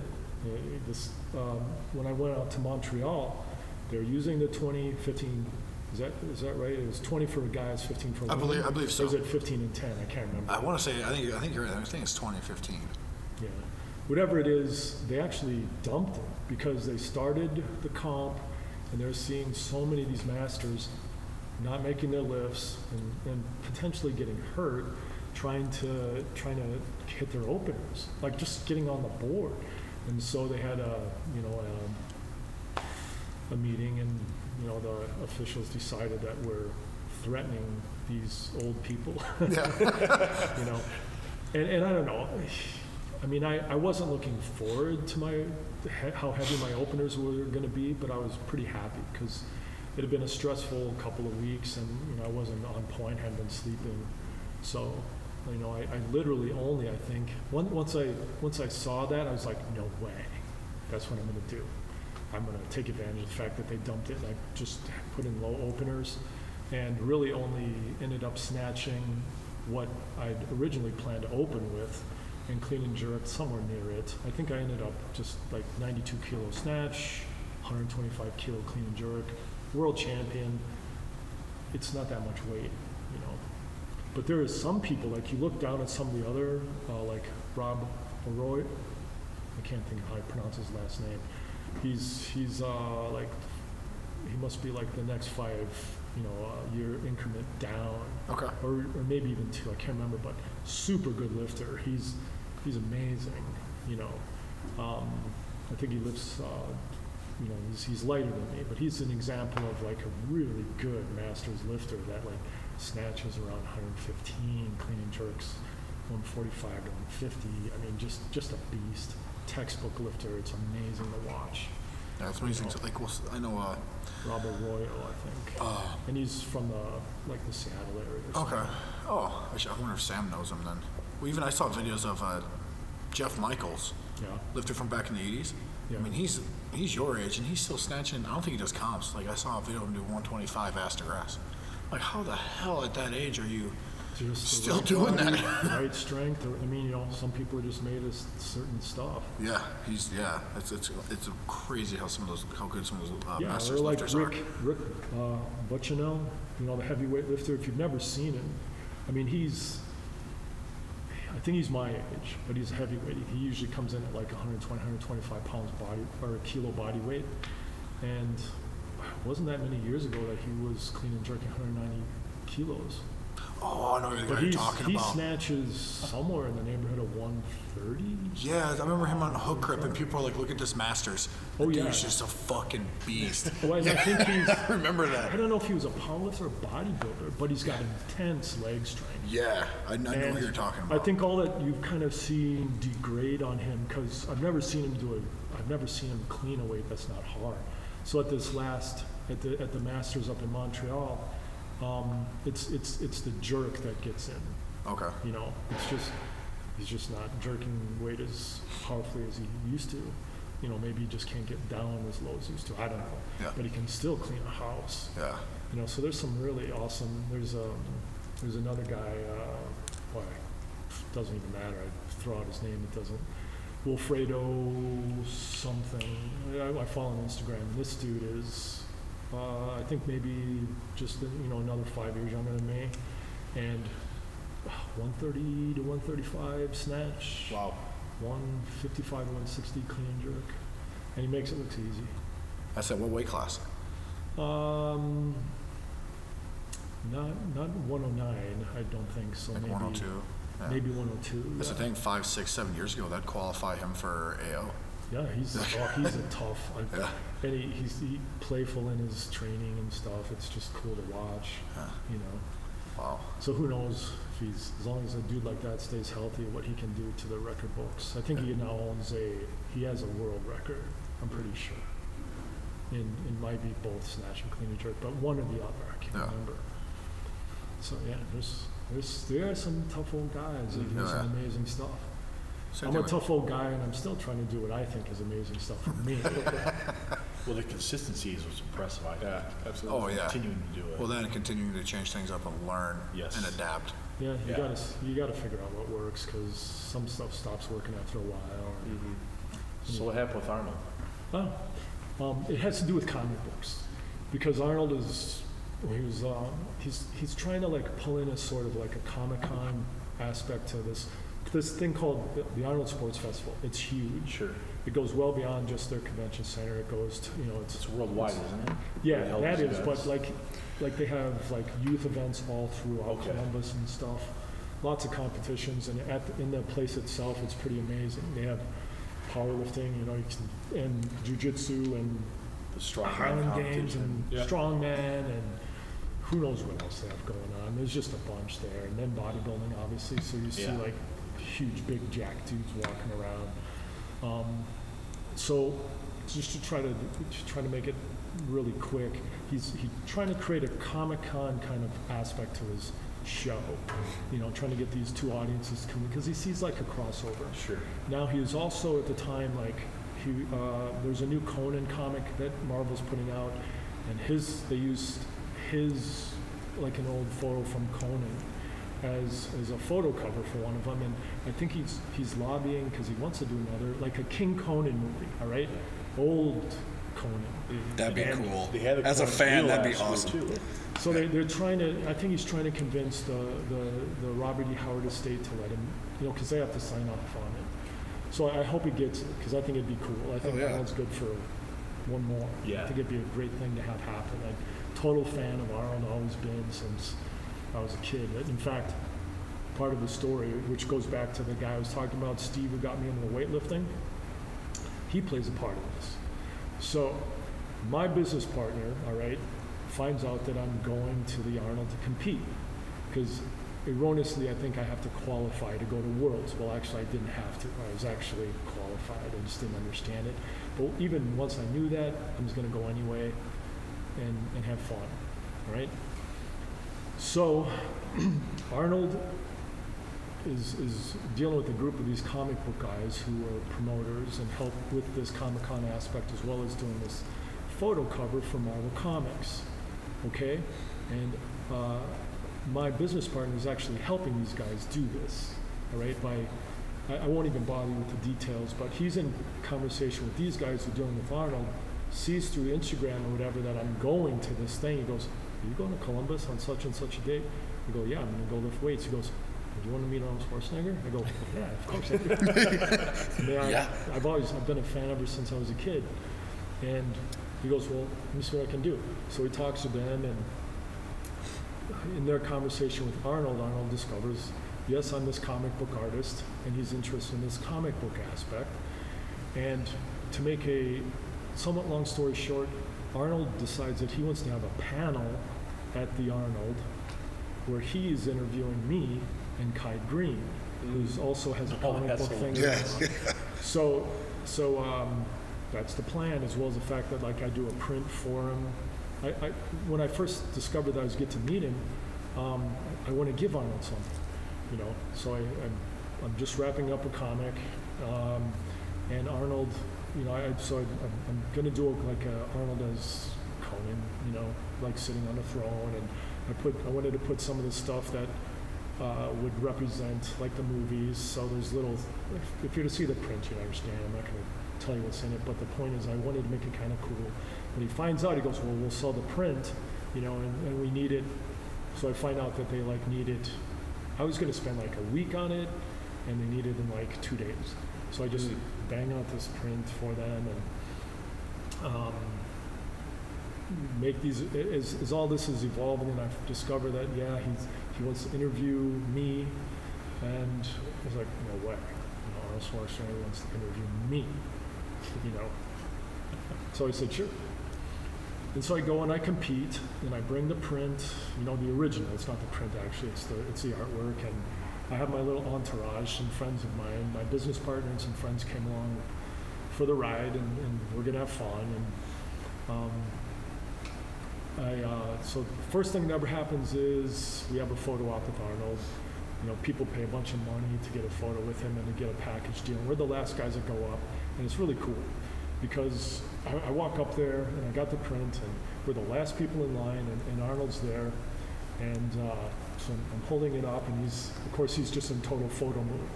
I mean, they've had probably a couple hundred people go through, and his chief of staff goes, "Hey Arnold, this is the." He goes, I know. This is a comic book artist and the power lifter. I know. and at that point, I'm not going to go. It's an Olympic Lifter, bud. You call me power lifter, I'm a power lifter. But it was so cool, That's awesome. So we do the picture, and then we know that later on they're going to text us when we're going to do the panel, because it's a little fluid. I think there's a time, like the time kept changing, but they have like, I'm walking around the place and it's got a picture of Arnold, it's got a picture of me, Kai Green and stuff on these advertisements, like, That's awesome. That's super cool. Yeah. So, to make a long story short again, they tell us to meet down at what they call the Conan booth, and Arnold's running late because he's with some people for a luncheon. I think it was the people who had advertised, with him, and the promotional aspect. And so what they're going to do is they're going to bring the Mountain, Thor, out with, I can't think of the name of, Larry Wheels, his training partner. Yeah. You follow these guys? Yeah. Yep. So they're going to be on the stage first, and they're going to do Q&A because Thor is just like said. like a world record in the weight over the bar or something. I don't know. He threw it like through the moon. Oh yeah, just ridiculous. My gosh. You know, okay, you're a big guy, right? Yeah, but he's huge. You want to know what? You want to feel really small? Just meet this man. So he's down at the Conan booth. I go down and first I meet Kai Green, and Kai is like this world-renowned bodybuilder. You know, like millions and millions of people follow him, and his like guy comes over and goes, Kai would like to meet you. And, you know, like, can it be arranged? I'm thinking. Kai Green's like a huge artist in the sense of like acting. Yeah, he's like all about that he's stuff. He's in a lot of stuff. He's a very artistic and obviously a very thoughtful person. Yeah. And so he, you know, so we go, yeah, my people can arrange it. Yeah. Do I have time?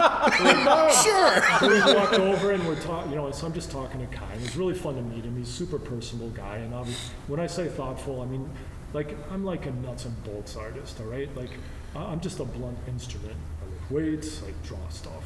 You know, there's not a lot of like poetry going on in this brain, but Kai is obviously a much more thoughtful human being, and you know, he's operating in a different sphere than me. So we chat a little bit, and then we get to okay that now we're gonna walk over to the venue and the mountain. Thor is like, he's the wedge, you know.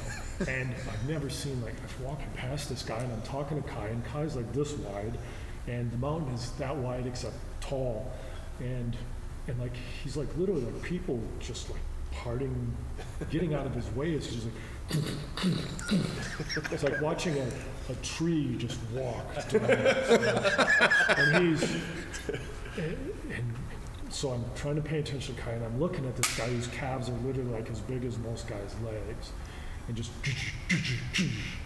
and we get to the venue, and I've chatted with Kai the whole time, and you know, I'm learning about the comic book thing. He's this thing called King Kai, which is cool. I'm taking in a lot of information and trying to watch these people and trying to watch the mountain and trying to talk to Kai and preparing my brain to meet Arnold. And so we get backstage, all right, and everything's cool. Larry Wheels is back there, and they take those guys out first, and just kind of relaxing. Arnold's not there yet, and then he shows up eventually with his entourage. And this will be my second chance to meet Arnold, right? So the first one was just merely like that just quick thing in the morning. And so I'm a pretty formal guy. I was raised by my parents to be respectful of people. And so I walk up to Arnold, you know, shake his hand, say, pleasure meeting you, Mr. Schwarzenegger. You know, I was like, yeah, you know. Not a lot of emotion coming at that point. And then he Kai! He throws his hands up, and they're like hugging and everything. I'm just like,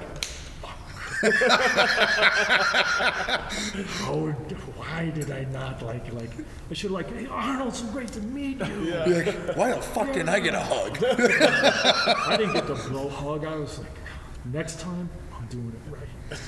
You know, but it's cool to see them interact, because obviously they've gone back and forth quite a bit. Kai was a winner of the whole thing, I think, at one point. I don't know. The dude is still like an amazing. Well, they still say like if he came back, he'd win it. Oh, like, that's what a lot of people. I don't know. That's what I've heard people say. I mean, bodybuilding is a strange sport to me. Yeah. You know, just because it's. I don't know shit about it, but they're huge. Yeah, they are. I mean, be that big and that muscular and that cut and what it takes to do it. You know. Insane. Drug issue aside, you have to be obviously driven. Insanely meticulous too. Yeah. Your diet has to always. And Kai, I think, is always in shape. I mean, I see stuff about him all the time. It's like you don't see him never. Yeah, you never see ups and downs with him. Yeah. I think the last time on the Olympia stage, they said a lot of the fans wanted to win, but he said because the people said the politics of it, they gave it to the other guy. Yeah. Yeah, you know, I guess it's the flavor of the day. He is a little bit of an outspoken person on it. Yeah. I really don't know much about it as a sport. I mean, I followed it because visually I converted into comic book drawing, you know? Yeah. So anyway, so we got past my failed introduction with Arnold, which man, I just really wanted that bro hug. And so Arnold goes and sits up, waiting to go on stage, and then they finally finish up with the mountain and Larry Wheels, and Arnold is the first guy out there, and they call me out there. There's a a guy named Mark Walters, who's a show promoter, comic book show, and was really good too. I don't know if he exercises at all or anything, but he knows his comic book stuff. So he was also facilitating, helping Arnold, with the comic book aspect.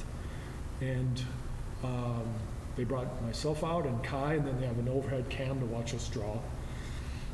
And I'm totally comfortable. This is my environment, when it comes to drawing. I mean, I'm very comfortable talking to people about this kind of stuff and drawing in front of people. And I could tell Kai is not, it was cool because I could tell Kai's like, this is Doug Mahnke, he draws like superheroes and stuff, like he's the real thing. I'm thinking, oh, Kai, you just don't know. Don't worry about it, man. Because he's almost sweating about it. I said, Kai, don't worry. They're going to love anything you draw. It's going to be great. Because he brings a little book, and I have my bag, and I have big paper, so people can see it. I'm thinking ahead. Because I've done this before. And so Kai is a much smaller notebook, which gives him less room to, branch out and draw something. But he does, and Arnold asks us questions. We talk about why or what's the crossover, between this, I think, physical culture and art, or pop culture, basically. Yeah. And it's just fun. It's just fun talking back and forth and talk about Frank Frazetta, and I don't know if you guys know who he is, but he's a guy who sparked everyone's imagination in my line of work, with incredible images of heroic people. And if you've never seen Frazetta's work, check it out sometime. You kind of see where a lot of fantasy art is really exploded from his stuff. And he's a guy who is unchallenged in how he painted and how he depicted heroic figures.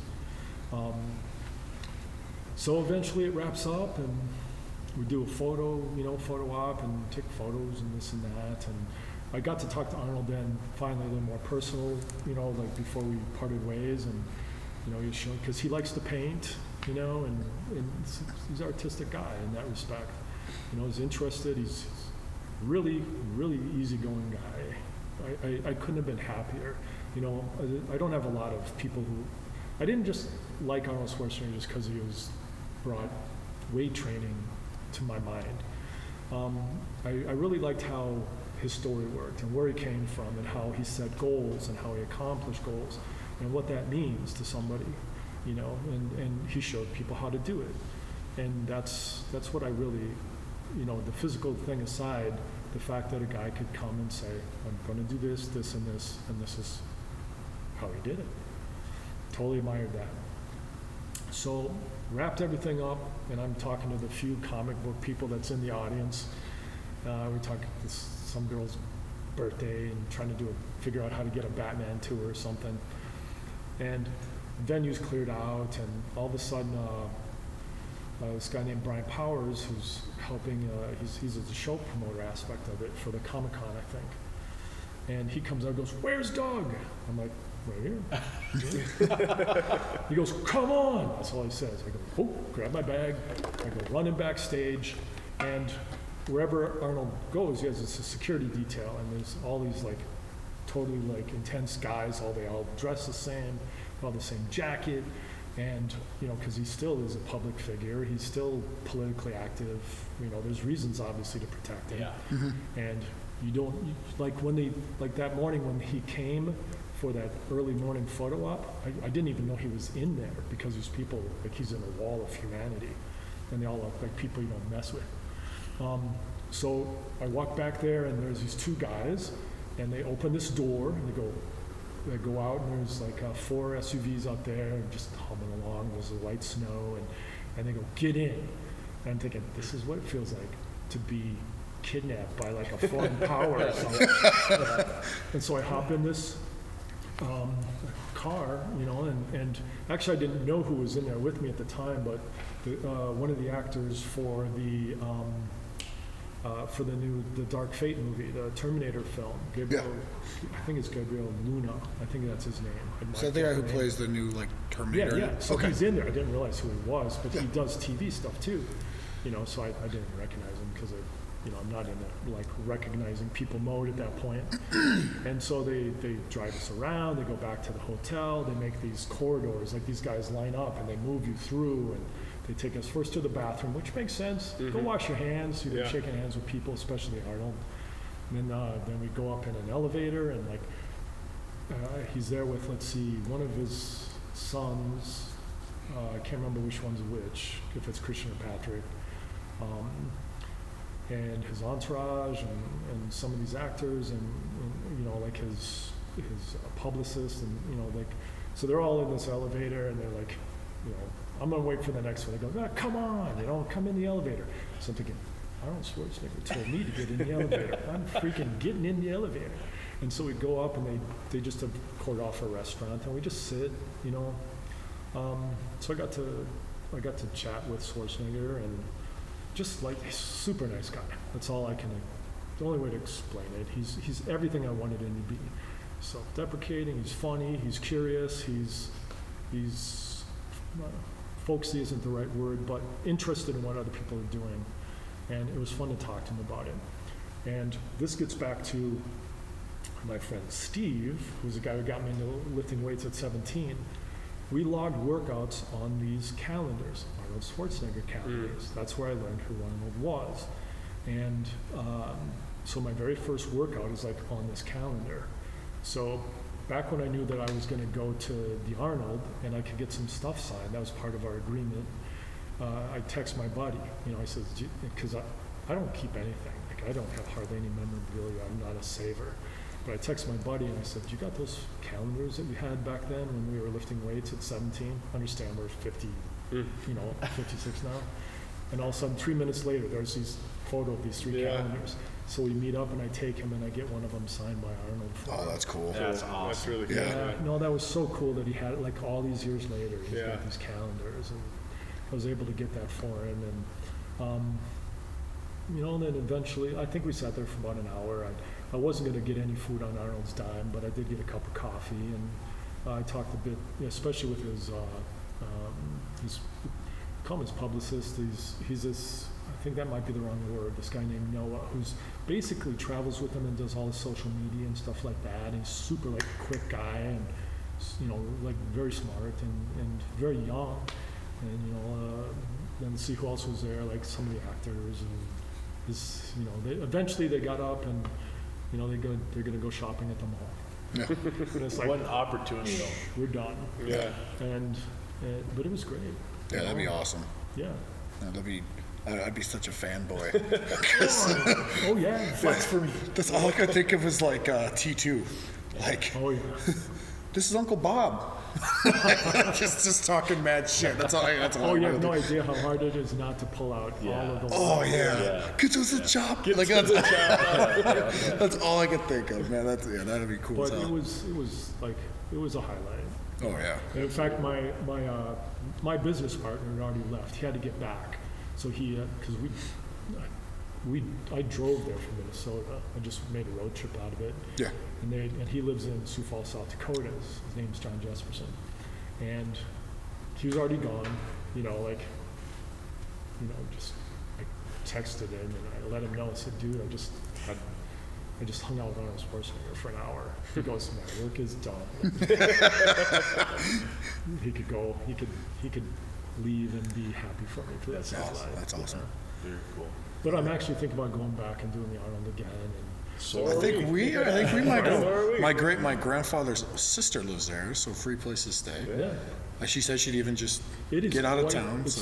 It's quite the event. I mean, just walking through there.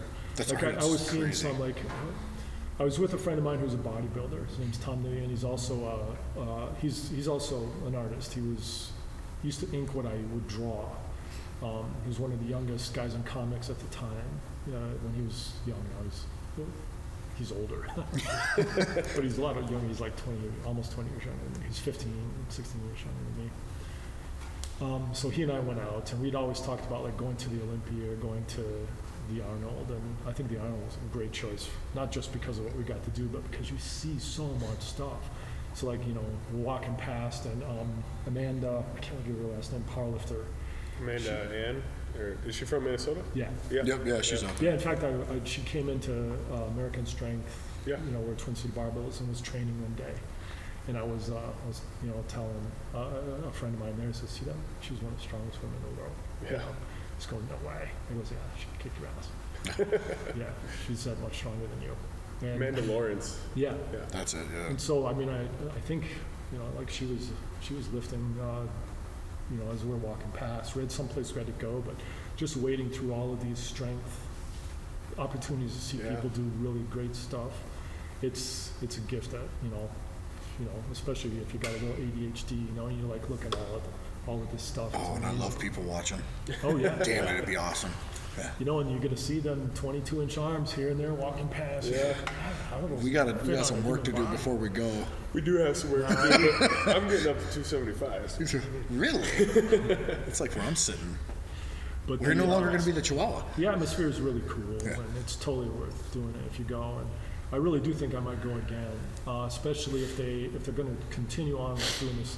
Maybe I can do something within their Comic-Con environment and do something else. Yeah, that just seems like such a natural fit. Yeah, it does. The thing is, the difference, like I was just at New York Comic-Con. All right, really, these places are places where people take a lot of money and they come spend it. Yeah. So that's the difference between, I think, the two crowds, is that if you go into something like the Arnold Sports Festival, you're there to see stuff and experience, not that you don't at a comic convention, because there is a lot to see.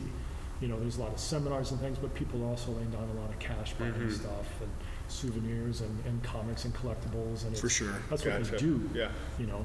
So it's getting these two audiences to kind of interact and to, maybe the comic, I'm not kidding, comic book convention people might be a little intimidated by this environment. No. Yeah. Maybe just a little, as long as they can not be it's like walking into a sea of superheroes, Sure. And there's a lot of big people, They're used to seeing people a little less intimidating at the comic book convention. I suppose. Yeah. In fact, did you even hear about GalaxyCon that they just had? No. Right, that's too bad, because it was actually a really well attended comic book, and it's not comic book conventions anymore. They're entertainment conventions. So they had a lot of actors, like Dave Bautista was there signing autographs, and people from all walks of TV and movies and stuff will come, and you can meet them for money. Yeah. But also a lot of comic book stuff and cosplay, and it was pretty festive and really nice. Mike Broder is a guy from Florida who's a show promoter, and he decided to bring this and see if he can't make a go of it in Minnesota. And the first one was pretty successful. I was pretty happy about it. Where was this? Yeah, where was it? It was just right down in Minneapolis Convention Center. Seriously? Yeah. When? Last weekend. Jesus, I had no idea. I'd love to go there. He did a lot of promotion. Really, maybe what he's got to do is he's got to find out where his promotion kind of fell flat, or how to reach certain audiences. Yeah, I mean, I don't watch I guess I follow comic book stuff, but it's on Instagram. It'd be nice if it wasn't already there. I think to reach different platforms. Okay, because my Instagram account is probably weighs somewhere between half physical culture people, half comic book people. I haven't put much, it's always been kind of a nice balance, and so I get stuff from both people. So, it's him, how do you access a larger audience? Right, it doesn't have to be the fitness people, but the point is, if he was able to hit a bunch of the comic book people specifically, he wants to get more people. Yeah. I guarantee you that people who would go to just be able to see, some, I can't think of the name of some of the actors. Well, John Cusack, I don't know if you guys remember who he is, but, he's a big actor from the 80s, 90s, Yeah. Did some iconic films, he was there, but Batista, that's pretty big, yeah. He was, but I think he was just there signing. His appearance was early, so he probably wasn't there for the whole thing. But he's a pretty bunch of ex-pro wrestlers too, they had a bunch of them. They had a pile of those guys. Pass. Yeah, that'd be cool as hell to go see. Yeah. I had no idea. No idea. Yeah. Because we were down there for the. I had nothing going on last weekend. Last year. Yeah, we went down there last year for that. Yeah, it'd be nice to know about when it was coming in next. Yeah, it's just how to reach an audience. Yeah, for sure. You know? And Broder, I mean, he spent plenty to advertise. It's just how do you get the most out of it? Yeah, you never, especially your first time through. Yeah, it's called GalaxyCon though. Yeah, GalaxyCon. Yeah, All right. yeah, he'll be back next year, I guarantee. Well, we're going. He's got a contract to do 3 years. Oh, great. Yeah. You know, it'll be bigger. He had like 25,000 come through the door. That's pretty good. And his goal is to get like 50,000 through eventually. Okay. Which is a pretty good size show. Yeah, hell yeah. New York is like 250,000, but Wow. Jesus. that's a different experience, different city. It'd be fun for us to get a booth there next year too at this Galaxy Fest and just You promote guys, the Iron Huddle. Yeah, you never know. You could, who knows what kind of, they just would be impressed by strong guys standing around. We'll have to pay someone who has to come in. Whatever, dude. No, you just have to have strong girls standing out in front. That's Dude, all. we have a lot of those here. do. They just have to wear what they do in the summer. You just put them in a Wonder Woman outfit and We have one of those. We have one. you're already ready. Yeah, You could even sell stuff. You could sell like torque barbell, you know, a female in a costume. I don't know, there we go. photos or something. Give out Iron Huddle color koozies. Dude, I'll have what's her name draw some stuff up. Not as good as yours. We could have Wonder Woman taking pictures of people in her outfit. She's done that. She did it in like Chicago. Oh, really? Yeah, she was actually invited to a thing. She did it in Chicago like 2 Maybe years ago. she was at GalaxyCon. You guys didn't even know. Yeah, It might have been. I'll ask her. She actually just messaged me about, shit. No, we definitely do that next year. Well, you guys got me like talking and talking and talking. Is there anything else you want to cover? Or? No, this is over 2 hours straight. Yeah, is it? Nutrition. See, do you want to talk nutrition? Beer. Nutrition. I got my nutrition whiskey. dialed down to What? exactly what it is. What is your nutrition? Just peanut butter and jelly sandwich. Seriously? That's great. What kind of bread though? Well, I mean, it Wonder. used to be like, when I was a kid, it was Wonder Bread with Welch's grape jelly and Skippy peanut butter. Nowadays, bread has a little bit more, like substance to it. I've never had a very good diet when it came, like, I'm not kidding, my 300-pound overhead press, that was like fueled by peanut butter and jelly sandwich. It was like one after another. I would guess like the majority of my diet would have been at that point carbohydrate and fat, and like there's a little protein thrown in randomly here and there.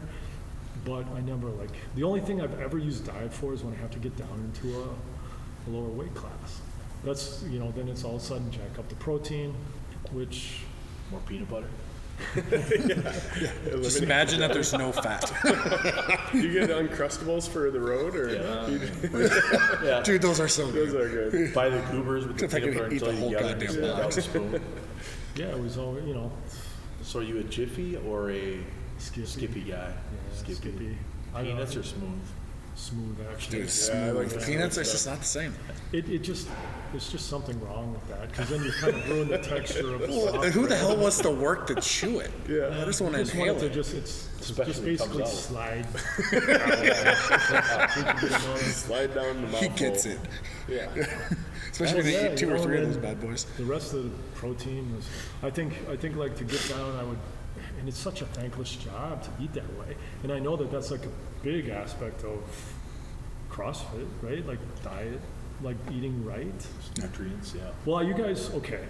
I mean, who CrossFits? None of us. Yeah. We've watched it. We Yeah, watched it. watch it. I'm just making sure that I'm in the right room. But the Steak. yeah, Steak. steak. Whipping cream with my protein. Did you do a bunch of tuna, or what would you do for protein? You lean it out. No, I would just go buy a bunch of chicken and then I'd cook it and eat with barbecue sauce. And then I would eat sweet potato with, well, like Sugar-free barbecue sauce? No. That doesn't exist. No, in fact, this was my basic eating template for getting down in weight. You gotta publish this. Was I buy a bunch of boneless, skinless chicken thighs because chicken breast is like choking down dust. Yeah, I'm with you. I just can't eat it as easily, and when you have to Right. eat more of it, come on, let's make this easy. So I just cook it, put it in the oven, cook a bunch of that, put it in bags, and then I would make sweet potato, and I'd buy kimchi, and what I'd do is I would cook sweet potato, smash it all up, chicken, cut it up. Kimchi, put it on the plate because I need something to add more and more flavor to it. Kimchi. It's like fermented cabbage, Korean cabbage. Oh, yeah. Super spicy, but it's, I don't know, I just like it because it's like, well, that's my vegetables. Yeah. and then I would put barbecue sauce on it and sriracha sauce. There you go. And then You like spice, my friend. Yeah. Sounds delicious. Well, That does sound see, good. the older you get, it's like your taste buds are dying or something. So I gotta put hot stuff More intense so I can flavors. taste it. And then Half a bag of so salt. that would be one meal. Yeah. That's how, like, I would eat this several times a day. And then the other one was I would just do almost the same thing except it'd be with eggs. So I'd just make a bunch of eggs, and then I would eat a sweet potato and kimchi and eggs. And every once in a while I'd throw fish in. Yolk or no yolk? Oh, yolk. Okay. Otherwise, it's just not.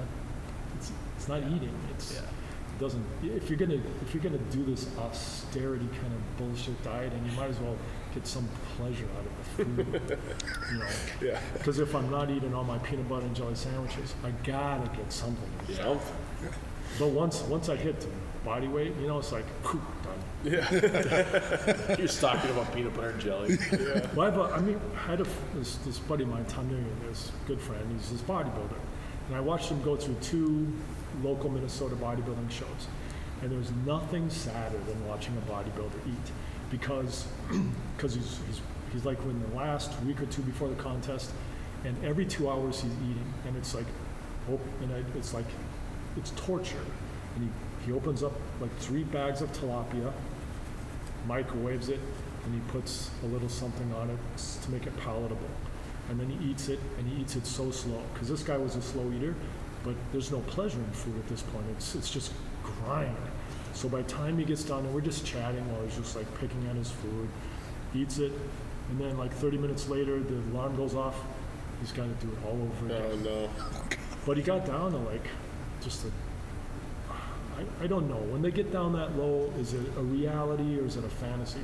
But the calipers said like 3% or 4%. It's pretty insane. Yeah, And I think any lower and you're dead, right? Yeah, pretty much. basically. So he must, but he was like ripped, like every muscle was, everything was just there. And that's how he got down. Dieting like that is disgusting. I agree. I tried it for like a mere week. Yeah? How did that week go? Is that a Not memorable successful. one? No, I could do that. Like for a long time, I did like the chicken, sweet potato, like really lean, mean stuff. Yeah. Felt like shit. There's no Went back to energy, some right? little bit of red Yeah. meat. Feel like Superman. And I always feel like, and when I drop carbs, I feel like I dehydrate. Well, carbohydrate. I mean, literally, I don't and my joints hurt worse. My joints will always feel more pain, because I feel like when I'm like filled with water, I feel good. Everything's like more, flexible. And after a while, and I've done it a few times, like that, getting down at a really like low body fat, and I never. Once I get down, it's like there's no way I can stay here. I just can't do it. It's like it's like a volcano waiting to explode with eating like good food. But I can get down there, but I get cold.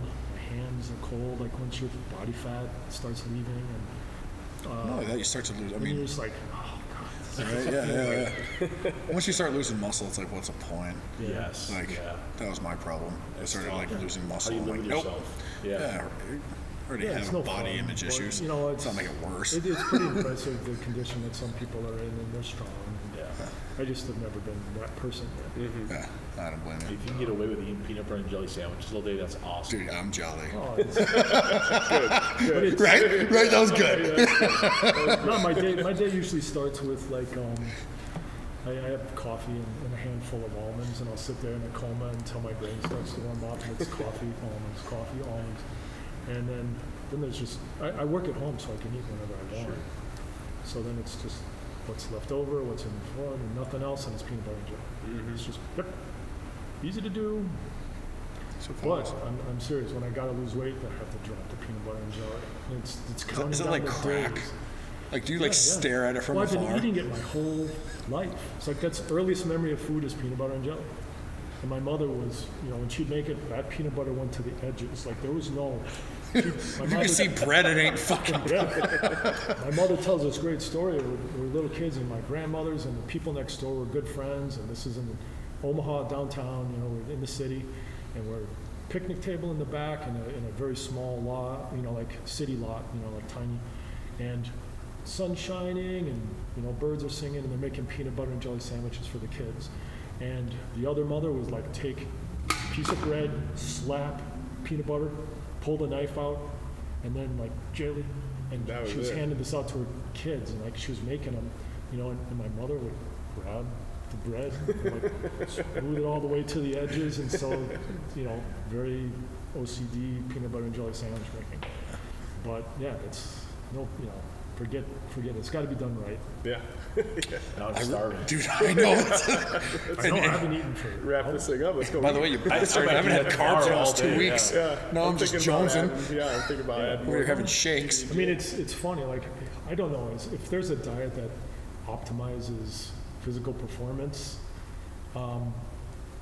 maybe they're real, but like intellectually speaking, if you're not happy with what you're eating, I think it's That'll do just as much to detriment your performance, I think. Yeah. No, for sure.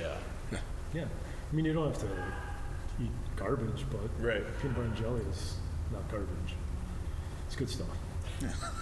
For the Vikes game tomorrow, I know I'm doing. You good? Eat a couple, eat 3. Yes. 1 1/4, 4. Well, thanks for coming on. This has been awesome. Where can we reach you at? Great. What's that? What's your Instagram handle? The Doug Mahnke. All right. And when we post this, we'll put it all together. DOUGMAHNKE. It's a nice little combination of art and physical stuff. Haven't put up much physical stuff lately because, well, when I'm down at American Strength, I can feel comfortable like setting a phone down. When you're at the YMCA, it's not quite the same environment. Yeah. So, but I should get some stuff up. I got to start doing the Olympic lifts soon. I love your page because you always have awesome drawings. Batman. I am good at it. A lot of Wolverine. I like Wolverine too, though. We didn't talk about comic book stuff, but yeah, I'm a professional comic book artist for the last 31 years. Almost a quarter century with DC. I've done Batman, Superman, never actually the Wonder Woman book, but Justice League of America. Worked with high-profile writers throughout my career, and that's what I do. I sit on my ass and draw all day, and then get out and lift weights. That's pretty like the amazing. fucking dream. Yeah, that's awesome. That's awesome. Well, thanks, guys. It was a lot of No, fun. hell yeah. Thank you. That was really awesome. Nice to meet you.